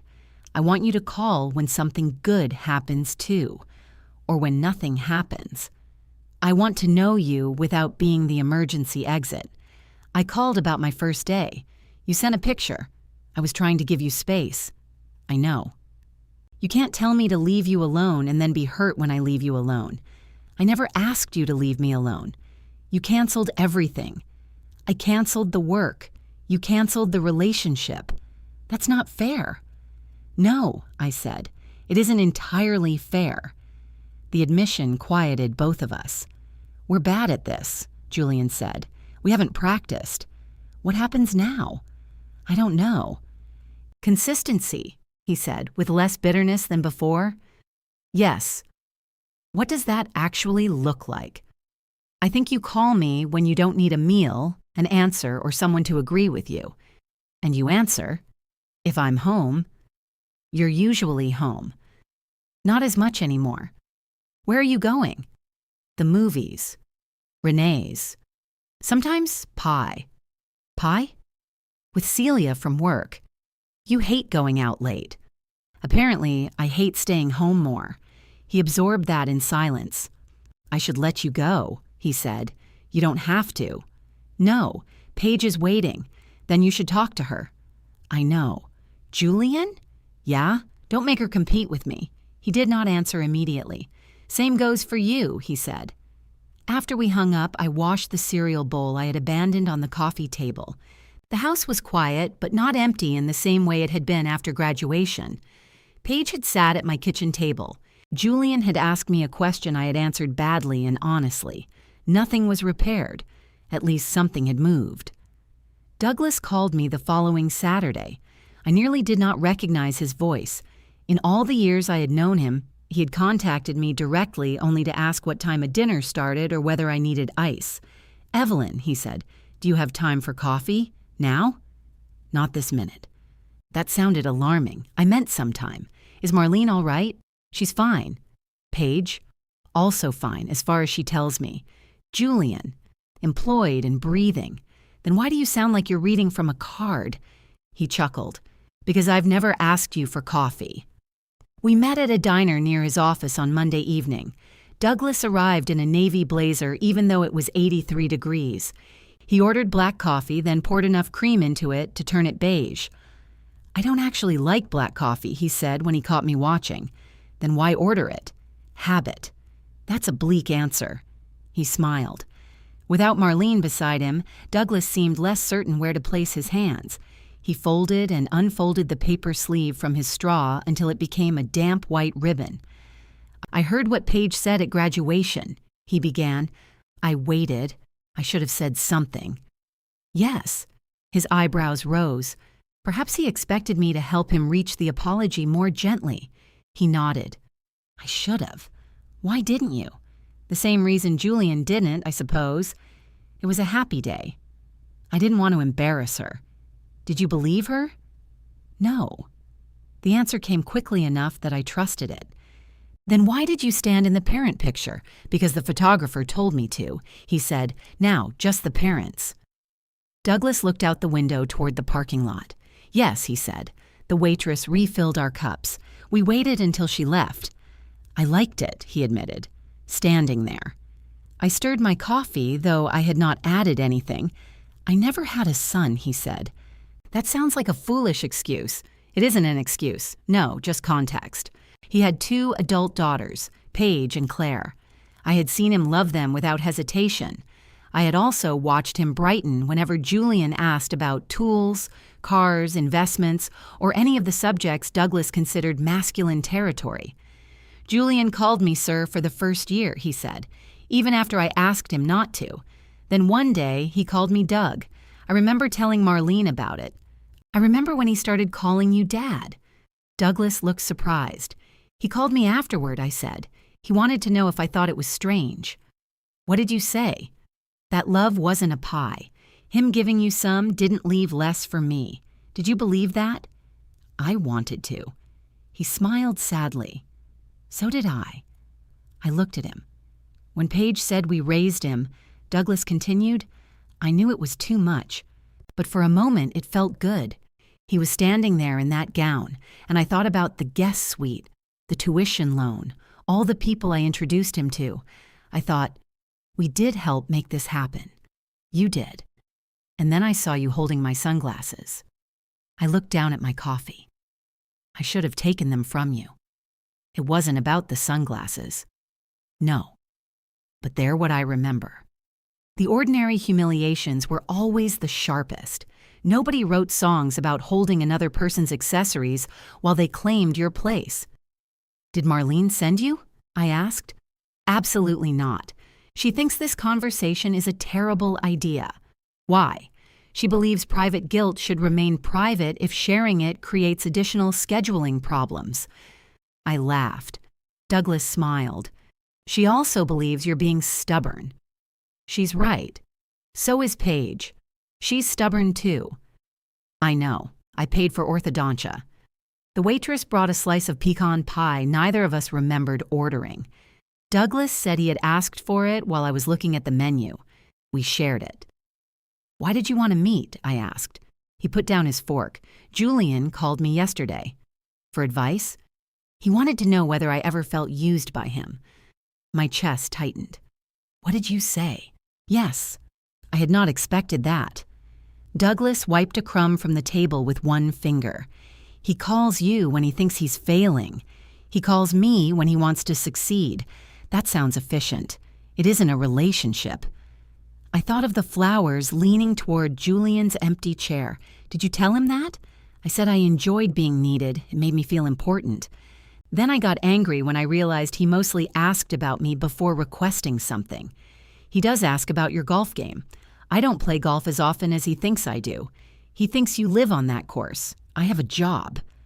We both laughed, but the humor did not lift the weight between us. Douglas folded the straw wrapper into a square. I thought you and I were competing, he said. I'm beginning to think Julian gave us separate events. I pictured my kitchen, Douglas's office, the guest suite, the gas station where Julian called me instead of going home.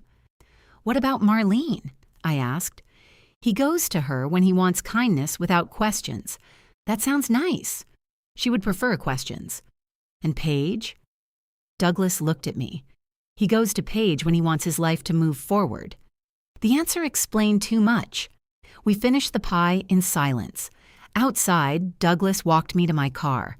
He opened my door, which I suspected he did for any woman within reach. Marlene is planning a Labor Day cookout, he said. You're invited. Did she ask you to tell me? She specifically asked me not to make this coffee seem like a route to an invitation. So naturally you did. I'm poor at subtlety.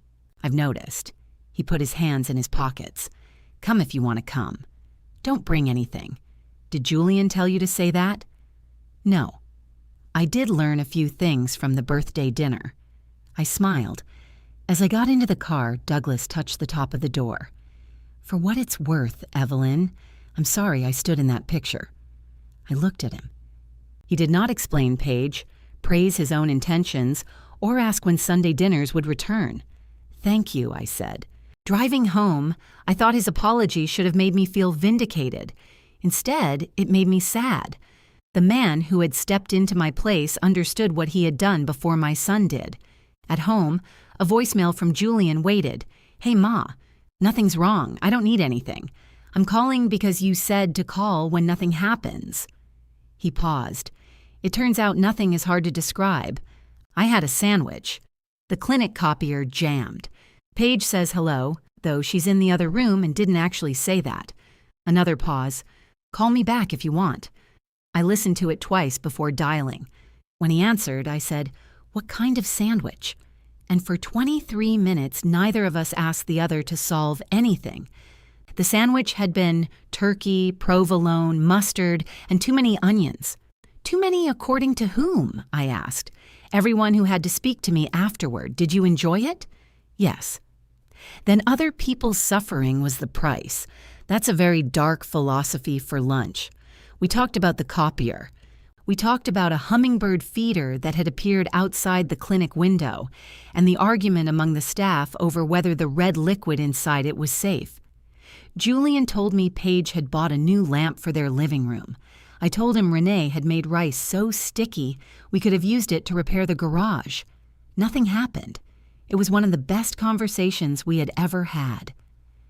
3 days later, he called while driving home and described a man at the clinic who wore athletic tape as if it were a religious garment. The following week, he texted a photograph of Arthur's watch beside a cup of coffee, running 2 minutes slow. Grandpa's standards are slipping. I replied, "It's nearly as old as I am. Be respectful." He wrote, "The watch didn't hear me." Sometimes the conversations felt forced. I could hear Julian searching for neutral subjects, and I had to resist rewarding the effort with questions that pushed us back into old habits. I did not ask if Paige was still upset. I did not ask whether he was sleeping well or if the clinic had finished reviewing his first month. He did not ask when I planned to cook for him again. We circled one another carefully, like people meeting after a long absence despite living 20 minutes apart. Then one Thursday, he knocked on my door holding a paper bag from a sandwich shop. "I brought onions," he said, "then eat outside." He smiled. "Can I come in? What do you need?" The question came out before I could soften it. His smile disappeared. I hated myself immediately. "I'm sorry," I said. "That wasn't fair. A little fair." He lifted the bag. "I was nearby. I thought you might not have eaten." "I had cereal. At 7:30. It has vitamins. It has a cartoon bee on the box. The bee is a serving suggestion." He followed me into the kitchen and unpacked 2 sandwiches, chips, and bottles of iced tea. He had remembered that I did not like mayonnaise. I had not known he knew. "Where's Paige?" I asked. "Working late." I waited. He understood what I was asking. "I'm not avoiding her," he said. "She knows I'm here." "Good." I told her I wanted to see you. The plainness of that sentence made me turn toward the cabinet so he would not see my face.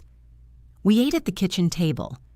Julian told me about the clinic's plan to expand its rehabilitation program and the possibility that his temporary placement might become permanent sooner than expected. "Douglas knows someone on the board," he said, then looked embarrassed. "I didn't ask him to call, did he?" "No," he offered. "What did you say?"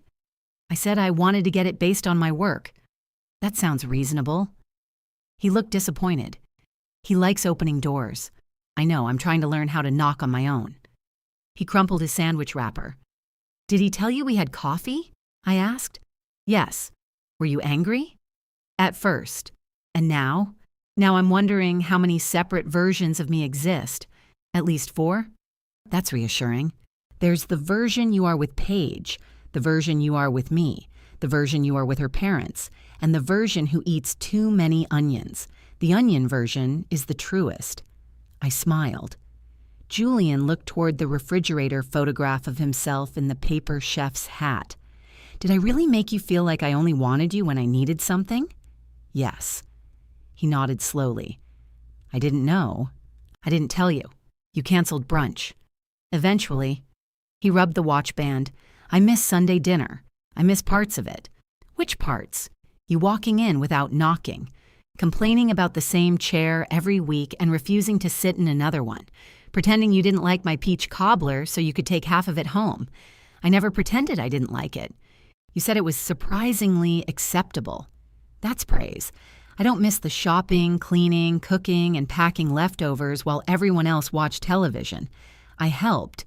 You carried plates into the kitchen. I also took out trash. On holidays.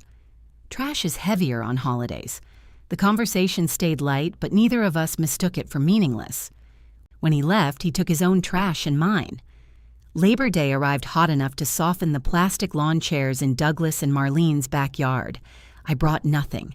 That required more courage than it should have. I stood in my kitchen before leaving, staring at the empty passenger seat. No salad, no dessert, no emergency serving spoon in my purse. I nearly stopped at the grocery store for flowers, then remembered flowers were still something. Marlene opened the door wearing a red apron over a white dress. "You came," she said. "You invited me." I wasn't sure. Neither was I. For a second, we simply looked at each other. Then she hugged me. It was brief, but real. The house smelled like grilled onions and the lemon furniture polish Marlene used before company. Claire was arranging drinks in a metal tub. Douglas stood on the patio beside a smoker large enough to suggest he had recently joined a cult. "What is that?" I asked. Brisket. I meant the machine. It's a smoker. It looks like a submarine. He's been talking about it for 2 weeks, Marlene said. Please don't encourage him. Douglas lifted the lid. Smoke rolled over his face and made him cough. Perfectly controlled, he called. Julian and Paige arrived 20 minutes later.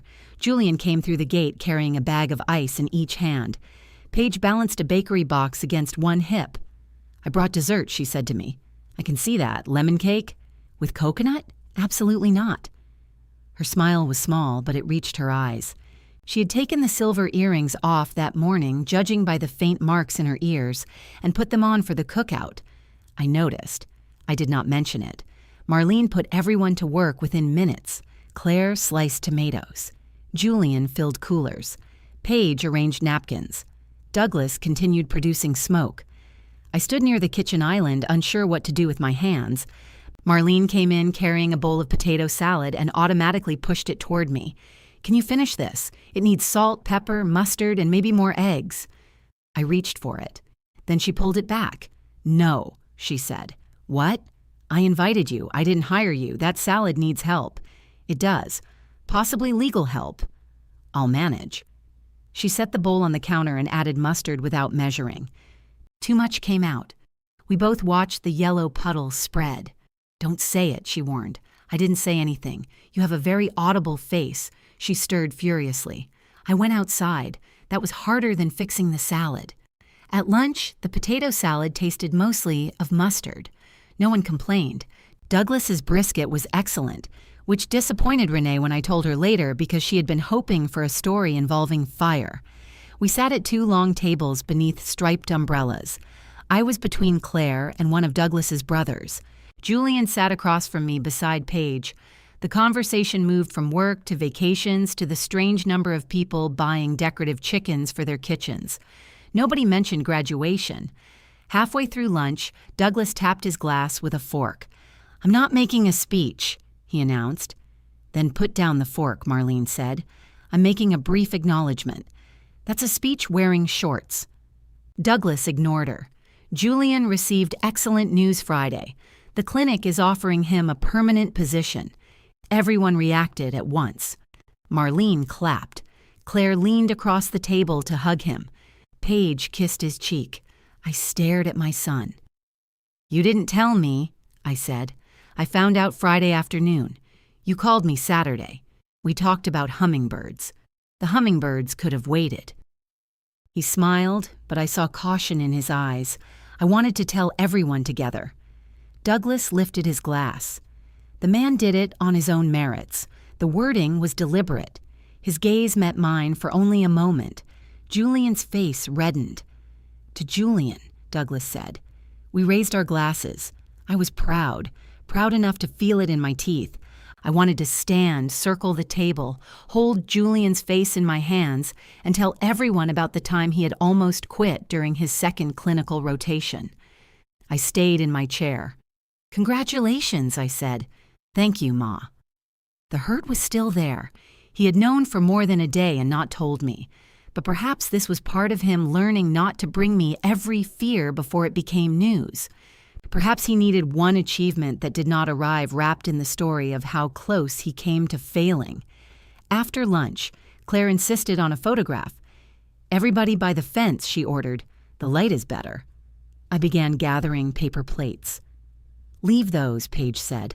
I'm only stacking them. I know. Her hand touched my wrist lightly. I put the plates down. Outside, the family arranged itself in front of Marlene's hydrangeas. Douglas's brother offered to take the picture, but Claire said he always cut off people's feet. I'll do it, I said.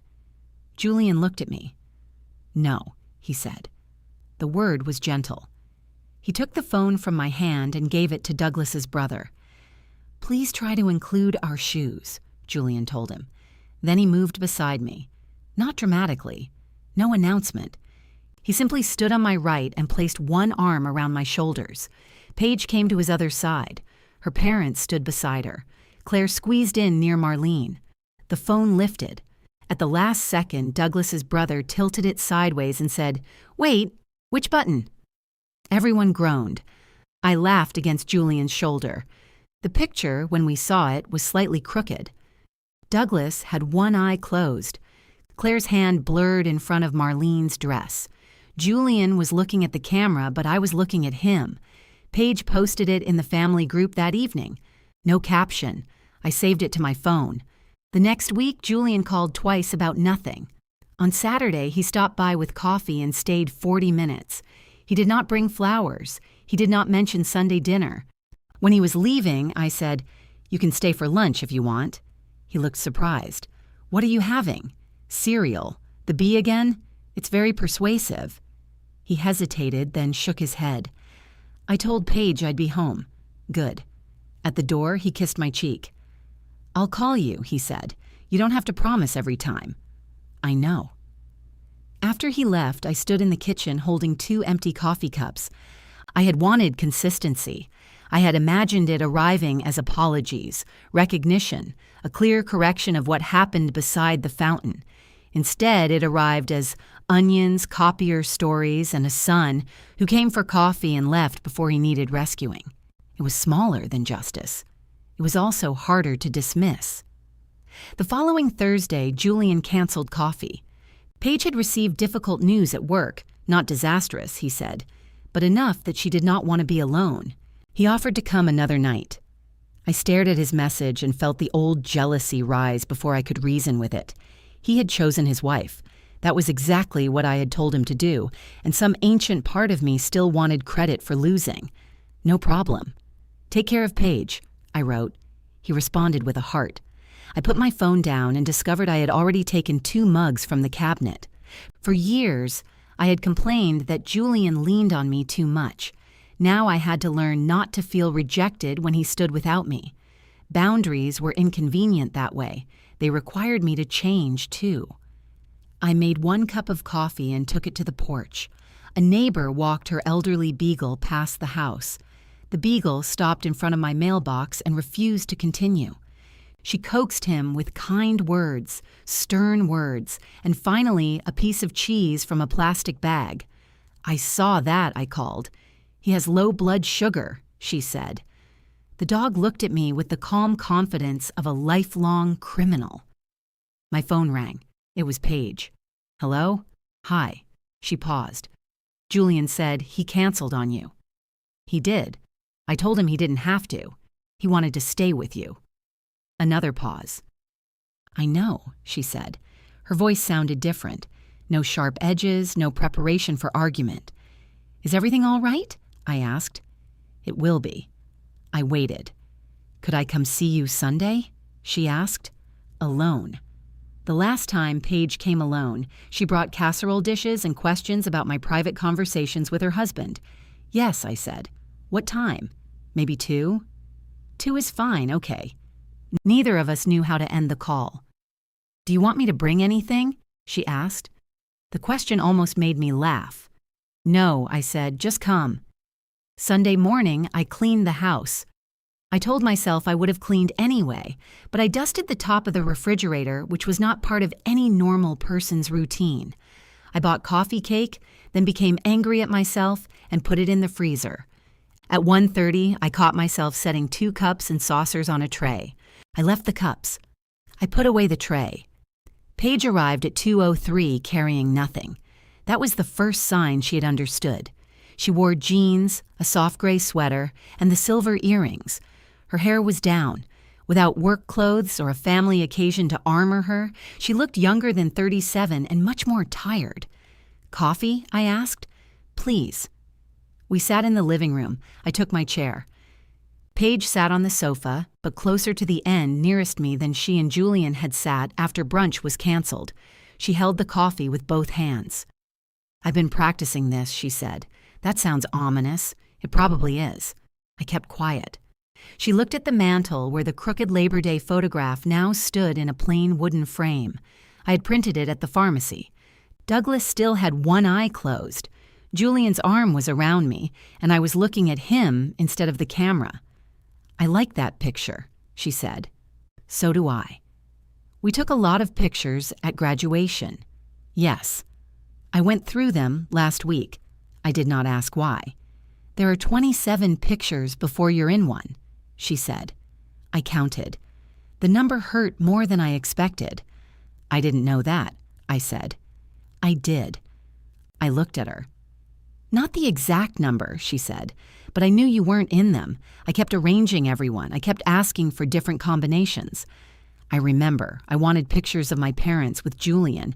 You were allowed to want that. I know, but I wanted them to look like the central family. She lowered her eyes to the coffee. I've spent weeks telling myself the sentence came out wrong, that I was excited, the photographer misunderstood, and you heard it in the worst possible way. Her mouth tightened. It didn't come out wrong. I said what I meant. The house seemed very quiet. Why? I asked, though she had already given me pieces of the answer. Because I was angry. At me. At everybody. Mostly Julian. I had not expected that. He told the story again that morning, she said. We were getting dressed and he called someone from his program. They congratulated him. He said none of it would have happened without his mom. I looked down. My parents were downstairs, Paige continued. My mother had steamed his gown. My father had driven across town because Julian forgot the frame for his diploma. They paid the last tuition balance. They let us live with them for almost 2 years. And once again, his success became a story about what you sacrificed. He should have mentioned them. Yes, but that was his failure, not mine. I know that now. You knew it then. She flinched. Yes, she said. I respected her for not defending herself. I wanted someone to see what my parents did, she continued. And instead of asking Julian to say it, I took it from you.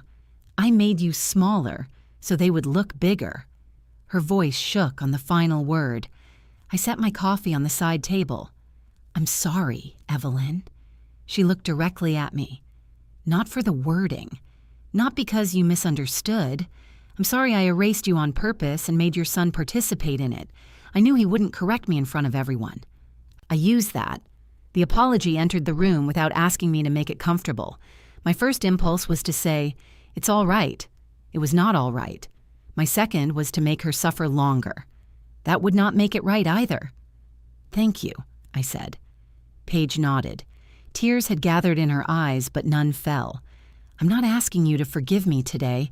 I don't know what forgiveness would look like. Neither do I. It won't look like everything going back to normal. I know. Sunday dinners may not come back. She looked disappointed, but she did not argue. I understand. I'm still angry. You should be. That answer is going to irritate me later. I expected that. A small laugh escaped me. Paige wiped beneath one eye with her thumb. My parents didn't raise him. They helped him. They did. They loved him. They do. None of that threatens me when it isn't used to replace me. She nodded. I studied her face. There's something I need to apologize for, too. You already apologized about the restaurant. Not that. I told her I had enjoyed being Julian's safest place. I told her his dependence had made me feel necessary, and I had sometimes accepted his private version of their marriage without considering the cost to her. I had advised him to talk to Paige, but I had also fed him, comforted him, and sent him home without insisting he do it. I didn't try to turn him against you, I said. I know. But I helped him avoid you. Sometimes. Yes. She looked at the graduation photograph on the mantel, the final one, where I stood at the edge and Douglas had blinked. We both liked being the person who understood him best, she said. I raised him. I should understand him best. The sentence came automatically. Paige lifted one eyebrow. I heard myself. Fine, I said. That may be part of the problem. She smiled. He's been different, she said. How? Annoying. That isn't new. He says things now. I waited. Last week he told me he didn't want my parents coming over. He didn't go get gas first. He didn't disappear for an hour. He stood in the kitchen and said, I had a hard day and I need the house to be quiet. What did you do? I told him he was being selfish. Oh. Then I called my mother and canceled. I smiled into my coffee. Later, I told him why I was angry. I thought he didn't want my parents there because of this whole fight. He said he didn't want anyone there because he was tired. That sounds almost healthy. It was terrible. We had to talk for 40 minutes. Much easier when people guess. Exactly. She finished her coffee. We spoke for another hour. Not all of it was important. Paige told me why the new lamp was going back. I told her about Renee's raw chicken. She described a co-worker who used the phrase circle back so often that everyone had started keeping count. When she stood to leave, I walked her to the door. Julian knows you came? I asked. He knows I wanted to. Does he know what you planned to say? No. Will you tell him? Yes. There was no hesitation. At the threshold, she turned. I don't expect you to trust me because I said the right thing once. That's good. I do hope you might someday. So do I. We hugged. Not a complete embrace. My arms remained cautious, and so did hers, but neither of us used only one arm. After she left, I took the coffee cake out of the freezer and laughed at myself. I brought it to Renee's that evening. You froze this today, she said, pressing one finger against the cold center. I made a mistake. Did Paige apologize? Yes. Renee stopped poking the cake. A real apology? She did not explain it away. She didn't ask for Sunday dinner? No. Did she cry? A little. Did you? No. Are you going to? Possibly in your bathroom after dessert. Renee cut 2 slices, then reconsidered and made them larger. I told her about the conversation. She listened more gently than usual. When I finished, she said, Do you forgive her? I believe her. That's not what I asked. It's what I have. Renee accepted that. The next few weeks settled into a fragile rhythm. Julian called. Sometimes Paige called too, usually with a practical question she could have answered herself, then caught herself and changed the subject. Once she asked where I bought Julian's favorite peach preserves. Farmer's Market, I said. Second stall on the left. Thank you. Are you making him breakfast? No. I want some. I respected the correction. Julian's permanent position began at the start of October. On his first official morning, he sent a photograph of Arthur's watch, his name badge, and a travel mug Paige had given him. All pieces accounted for, he wrote. I replied, Even the onions? He sent a picture of a breath mint. That Friday, Claire called me at work. What are you wearing tomorrow? She asked. To work in the yard. To Julian's dinner. My hand stopped over the payroll report. What dinner? A silence opened between us. The celebration, she said carefully. At Mom and Dad's. I looked across the aisle. Celia was rearranging her ceramic frogs around a new plant. I wasn't invited. Oh. The word contained several frantic calculations. I thought everyone was coming, Claire said. Apparently not. Maybe Mom assumed Paige told you. Maybe. I shouldn't have said anything. You didn't do anything wrong. I'm sure it's a mix-up. I knew Marlene well enough to know it was not. Enjoy the dinner, I said. After we hung up, I checked the family calendar. There was no event. I opened the group messages. Nothing about a celebration. Whatever had been planned, it had been planned around me with care. At 5:20, as I was shutting down my computer, a message from Marlene appeared. Evelyn, I understand Claire mentioned tomorrow. We kept it very small because things have been uncomfortable, and we didn't want to put anyone in a difficult position. I hope you understand. I read the message once, then again. Celia looked over the divider. Bad news? I turned my phone face down. No, I said. Just a familiar position. I did understand. That was the problem. Marlene had not forgotten me. She had not assumed Paige invited me. She had considered my presence and decided the evening would be easier without it. I typed, I understand. Then I deleted the period because it looked angry, added it again because no period looked worse, and sent the message before punctuation became a moral crisis. Marlene responded with a blue heart. Celia watched me put on my coat. Do you want to get dinner tomorrow? She asked. You don't have to rescue me. I was going to eat anyway. Were you? No. But now I'm emotionally invested in lying. I smiled. I'll call you. On the drive home, I told myself I did not care about the celebration. I'd already heard the news. We had toasted Julian at the Labor Day cookout. A private dinner at Douglas and Marlene's house was not a medal ceremony or a second graduation. Still, I pictured the table. Marlene would use the blue plates with the gold rim. Douglas would open wine too expensive for the food. Claire would bring Noah, if he was still Noah and still around. Someone would make a speech. Julian would touch Arthur's watch when he became embarrassed. They would take pictures. I wondered who would hold the phone. Paige called while I was changing out of my work clothes. "Did my mother invite you to dinner tomorrow?" "No." A sharp breath came through the phone. I didn't know. She said she was keeping it small. She invited my aunt and uncle. Maybe they're small. Evelyn. I'm sorry. No, you're not. That was funny. I sat on the edge of my bed. "Did Claire tell you?" Paige asked. "Yes, I told her not to call Julian until I figured out what happened." "Why?" "Because he's going to be angry." "Does he know about the dinner?" "He knows there's a dinner.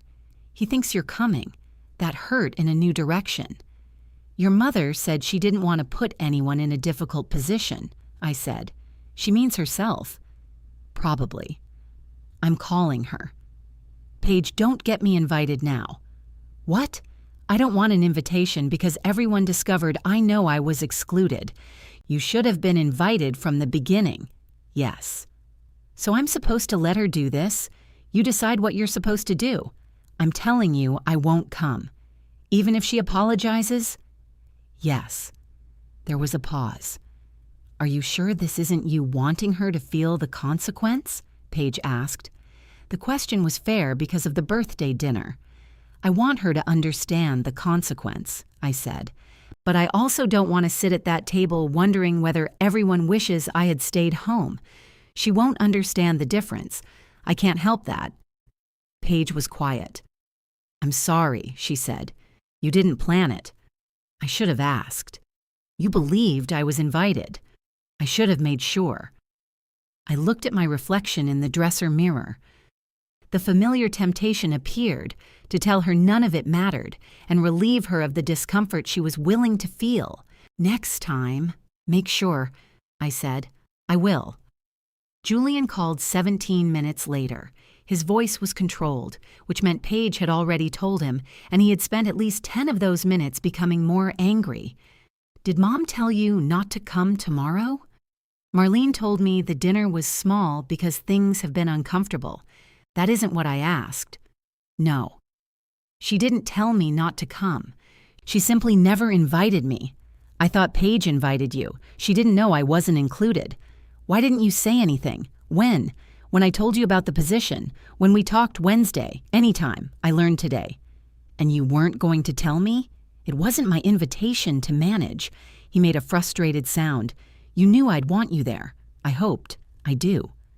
The words settled warmly and painfully at the same time. "I'm calling Marlene," he said. "Don't call her for me. I'm calling her for me." I closed my eyes.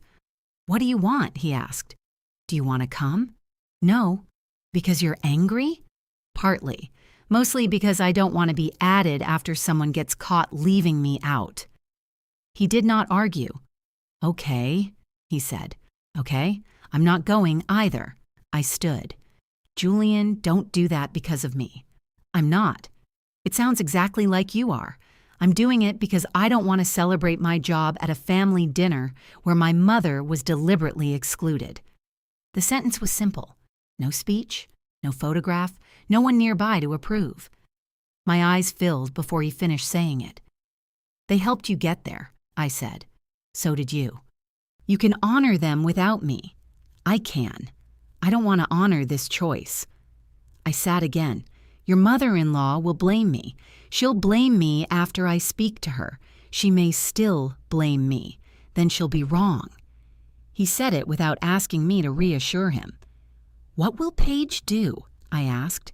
"She isn't going." "Did you ask her not to?" "No," she decided. That surprised me. "Douglas?" I asked. "I haven't talked to him." "Julian, I don't want everyone canceling a dinner and calling it loyalty to me. Neither do I. I wanted everyone at the dinner. There was nothing else to say. He exhaled slowly. I'm going over there. Now?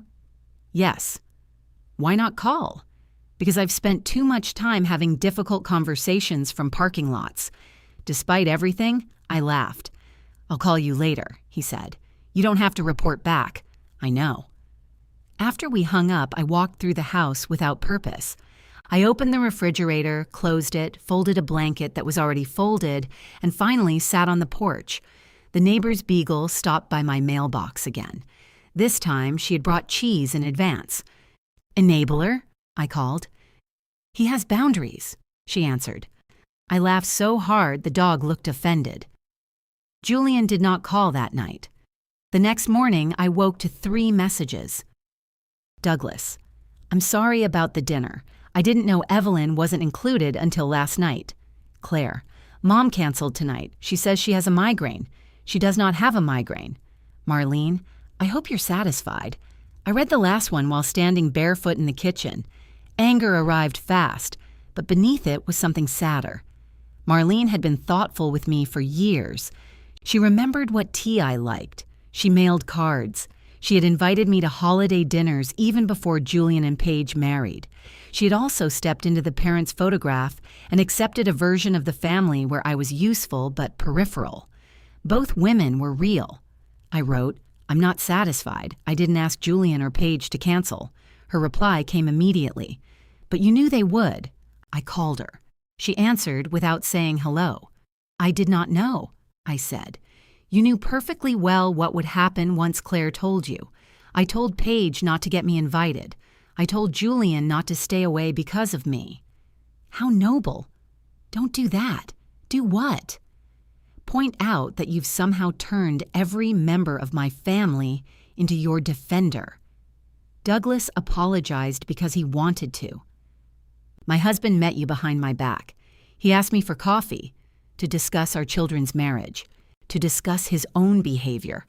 And now Paige goes to your house alone, Julian calls you about everything again, and I'm the one person who apparently isn't allowed to make a mistake. You are allowed to make a mistake. You're not allowed to decide how everyone responds to it. I planned one dinner in my own home. You can invite anyone you want. Thank you for granting permission. And Julian can decline. He declined because you were hurt. Yes. The words stopped her. I continued. I was hurt. He knew it, and this time he acted. So this is a test he passed. No. It sounds like one. I didn't create the situation. You've made every situation a test since graduation. Her accusation found some truth. I had watched Julian's calls, visits, and choices for proof. Consistency had become another grading system. I have been watching him, I admitted. I'm trying not to. You're trying very publicly. There is nothing public about this. My dinner is canceled. Claire is furious with me. Douglas slept in the guest room. Why? Because he said he didn't know you weren't invited, and I told him I didn't realize I needed his approval to choose my guests. You don't. He said it wasn't about the guest list. It was about pretending the dinner celebrated Julian while excluding someone Julian wanted there. I almost smiled at how precisely Douglas had put it. Marlene heard the silence. Of course you agree with him. Yes. Her breath trembled. I was trying to avoid another horrible evening, she said. At Paige's birthday, I could feel you watching every mistake. At Labor Day, I couldn't even hand you a bowl without wondering whether I was exploiting you.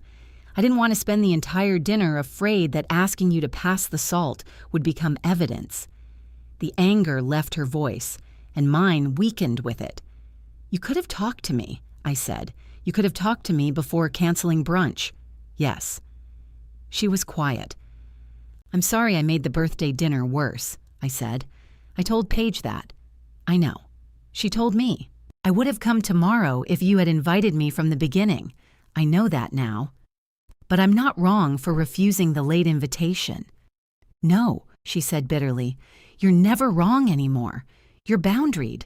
That isn't a word. It should be. I rubbed my forehead. Marlene, I don't know how to do this perfectly. Neither do I. For the first time, we sounded like two tired women instead of opposing attorneys. "Do you actually have a migraine?" I asked. "No." Claire was very clear. "She's enjoying this." "Probably." Marlene sighed. "The roast is already marinating. Freeze it. It has fresh herbs." "I don't know what herbs do in the freezer. Neither do I." We ended without resolving anything. She did not apologize, and I did not offer to save the dinner. Julian called that afternoon. "I heard about the roast," I said. Claire is running a news service." He laughed. "How did it go?" I asked. "Badly." "Do you want to tell me?" I told them I was grateful for everything they did. I said I would celebrate with them another time, but I wasn't going to sit at a table built around leaving you out. My throat tightened. "Douglas understood," he continued. "Marlene didn't. She may, eventually." "Are you defending her?" "I'm trying not to turn everyone into teams." He was quiet. "Did I do the right thing?" he asked. The old answer rose immediately. "Yes, sweetheart, you did exactly right." I let it go. "I can't grade this for you," I said. "I know. Would you make the same choice if I never found out?" "Yes." "Then that's your answer," he breathed out. "Paige and I want you to come to dinner next Sunday," he said. "Our house. Just the three of us. Is it a celebration?" "No. Is there coconut?" "Absolutely not." "Do I bring anything?" "Nothing." I looked at the empty kitchen table, at the chair where Julian used to sit. "All right," I said. "I'll come." After the call, I checked the family calendar out of habit. There was no event listed. For once, I did not need one. Sunday morning, I bought a pie. I stood in the bakery holding it for almost a full minute before remembering I had been told to bring nothing. The woman behind the counter had already closed the white box and tied it with red string. "Is there a problem?" she asked. "No, I forgot I don't need this." She looked at the pie, then at me. "Most people don't need pie. That sounds unnecessarily philosophical. It's $10. I paid for it. Then I drove directly to Renee's house and handed it to her. She opened the door in slippers and a robe patterned with flamingos. "Did someone die?" "No." "Are you ill?" "I bought this by mistake." "Pie isn't a mistake. I'm going to Julian and Paige's tonight. They said to bring nothing. So naturally you bought them dessert. I bought you dessert. Because you love me?" "Because I'm trying not to love them incorrectly." Renee looked inside the box. "Apple?" "Yes." "I accept your complicated affection." She set the pie on the hall table. "You're nervous," she said. "I'm not. You brought me a $10 pie before breakfast. I was in the neighborhood. You live 15 minutes away. Do you want it or not? I already accepted it." She hugged me, robe and all. "Don't wash their dishes," she said into my hair. "What if they ask? Say no. What if they're piling up? Look away. That's unhygienic. Come here afterward if you need to clean something. My refrigerator is disgusting." I left before she could assign me a shelf. At 6:45, I parked outside Julian and Paige's apartment building. Dinner was at 7.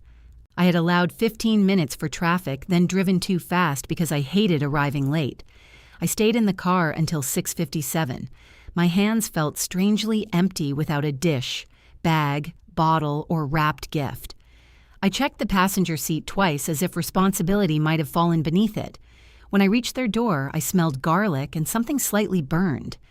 Julian opened it wearing an apron over jeans and a gray t-shirt. The apron said, "Kiss the cook" in red letters. "Don't," Paige called from the kitchen. "He's sweaty." "Welcome," Julian said. He kissed my cheek and moved aside. I stepped into their home with nothing in my hands. That was the second sign they understood. The first had been asking me to come. Their apartment looked different from the last time I visited. The new lamp stood beside the sofa after all, though the shade leaned slightly left. A blue rug replaced the beige one Paige used to complain showed every crumb. The dining table was set for 3 with white plates, cloth napkins, and water glasses. No serving dishes waited for me to fill. No extra chairs stood nearby in case Marlene and Douglas came.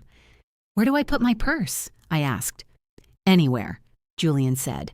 That's how purses get lost. Paige came from the kitchen holding a wooden spoon. She wore black pants and a rust-colored blouse, with her hair clipped up. The silver earrings moved when she hugged me. "I'm glad you came," she said. "Thank you for inviting me." Something beeped in the kitchen. Julian swore. "Language," I said automatically. "I'm 39. Then you've had time to learn alternatives." He ran toward the oven. Paige lowered her voice. "He's making chicken. Has he made chicken before? He has eaten it. That's not the same qualification. I know that now." A cloud of smoke came from the oven when Julian opened it. He waved one hand in front of his face and pulled out a roasting pan. The chicken was dark brown on top and pale around the legs. I took one step toward him. Then I stopped. "What?" he asked. "Nothing. You made a face. I have an audible face." "That doesn't make sense. Ask your mother-in-law." Paige laughed. "She says Evelyn is like a smoke detector for bad decisions." "How is Marlene?" I asked. "Still angry," Paige said. Julian set the pan on the stove. "She's talking to us." "In bullet points," Paige added, "but they're complete sentences. Did the herbs survive the freezer?" Both of them looked at me. "She texted me yesterday," I explained. "The roast is alive." "We ate it Friday," Julian said. "She decided canceling dinner didn't mean wasting meat." "Good." Dad said it was the most tense roast he'd ever eaten. Paige opened the refrigerator. "They'll be all right?" "Will they?" My mother likes being right more than she likes being angry. Eventually, she'll discover a way to be both. I recognized the description. I hoped Paige did not. Julian pressed a thermometer into the chicken and frowned. "Is it done?" I asked. "It says 148. It needs to be 165. "I knew that." "You asked the thermometer with your face." He returned the pan to the oven. On the counter sat a bowl of salad, a dish of roasted carrots, and mashed potatoes covered with foil. Paige had prepared everything except the chicken. "You cook too," I said. I assisted. "She supervised," Julian said. "I prevented him from putting vanilla oat milk in the potatoes. It was the only milk we had. That doesn't make it food." We carried the salad and carrots to the table. I reached for the potatoes, then pulled my hand back. Paige noticed. "You can carry something," she said. "I was told to do nothing. We said bring nothing. We didn't say become decorative. Those are different boundaries." Apparently, I carried the potatoes. At 7:25, the chicken reached a safe temperature and achieved the texture of firewood. Julian carved it at the table. The knife squeaked against the breast. "Should it make that sound?" Paige asked. "No," I said. "It's crispy. Bones are crispy. That doesn't make them dinner." Julian placed a slice on my plate. I tasted it. "Well?" he asked. "It has protein." Paige laughed so hard she dropped her fork. The food was not good.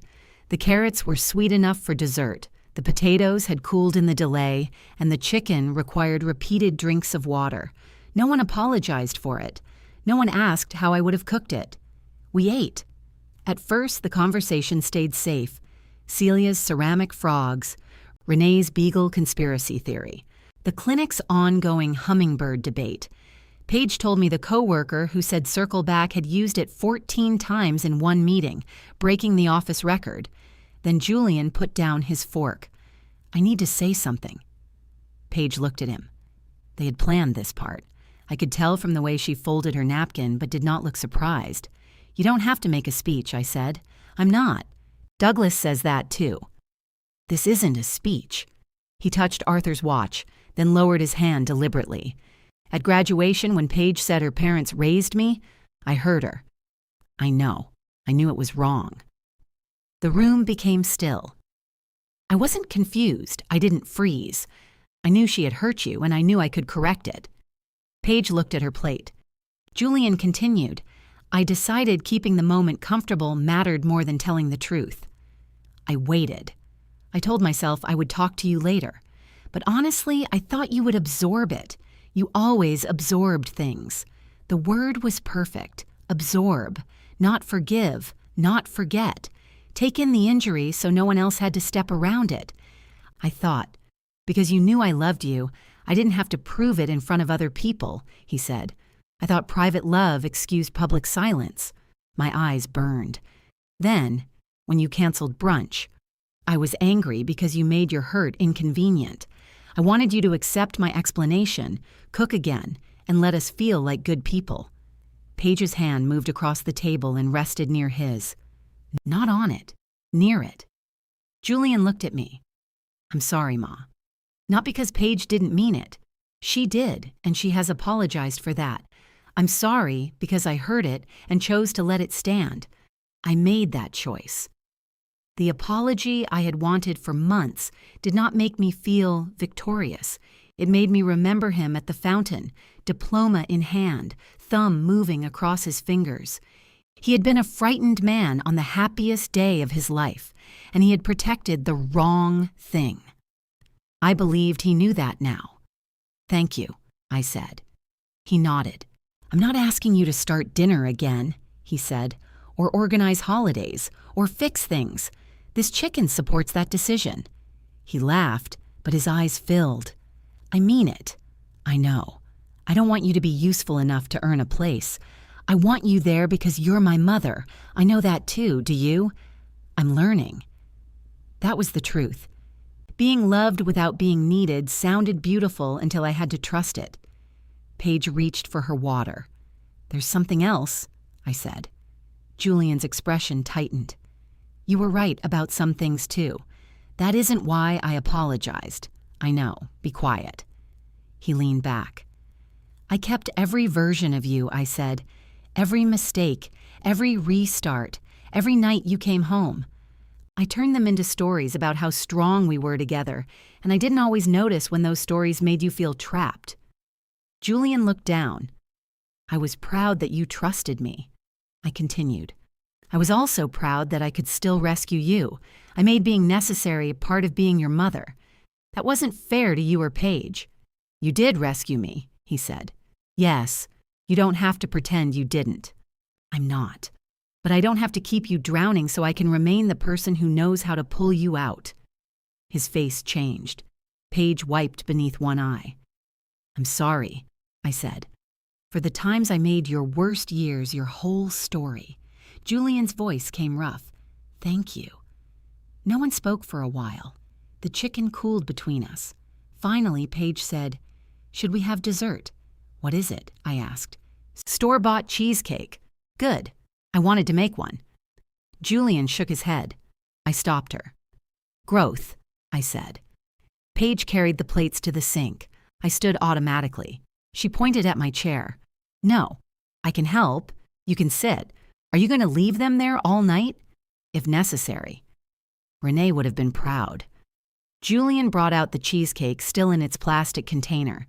He had forgotten candles because, as Paige reminded him, this was not a celebration. Do we need candles to eat cheesecake? He asked. No, I said. I've had a lot of rules changed recently. We ate dessert. Halfway through my slice, I noticed the photograph on the shelf beside the new lamp. It was not the crooked Labor Day picture. It was the final graduation portrait. The formal photographs with Douglas and Marlene must have been better. In this one, Douglas had blinked. Claire was looking away. Marlene's hand was caught halfway toward fixing her pearl brooch. I stood near the edge, my smile slightly crooked. Julian sat beneath the photograph now, watching me see it. Why that one? I asked. It's the only one with everyone. It isn't a good picture. No. You paid for it? Too much. Paige sat beside him on the sofa. He chose it.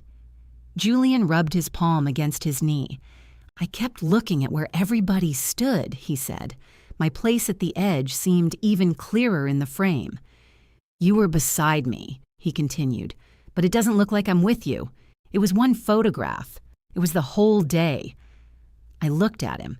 He no longer searched my face for the answer that would make him feel forgiven.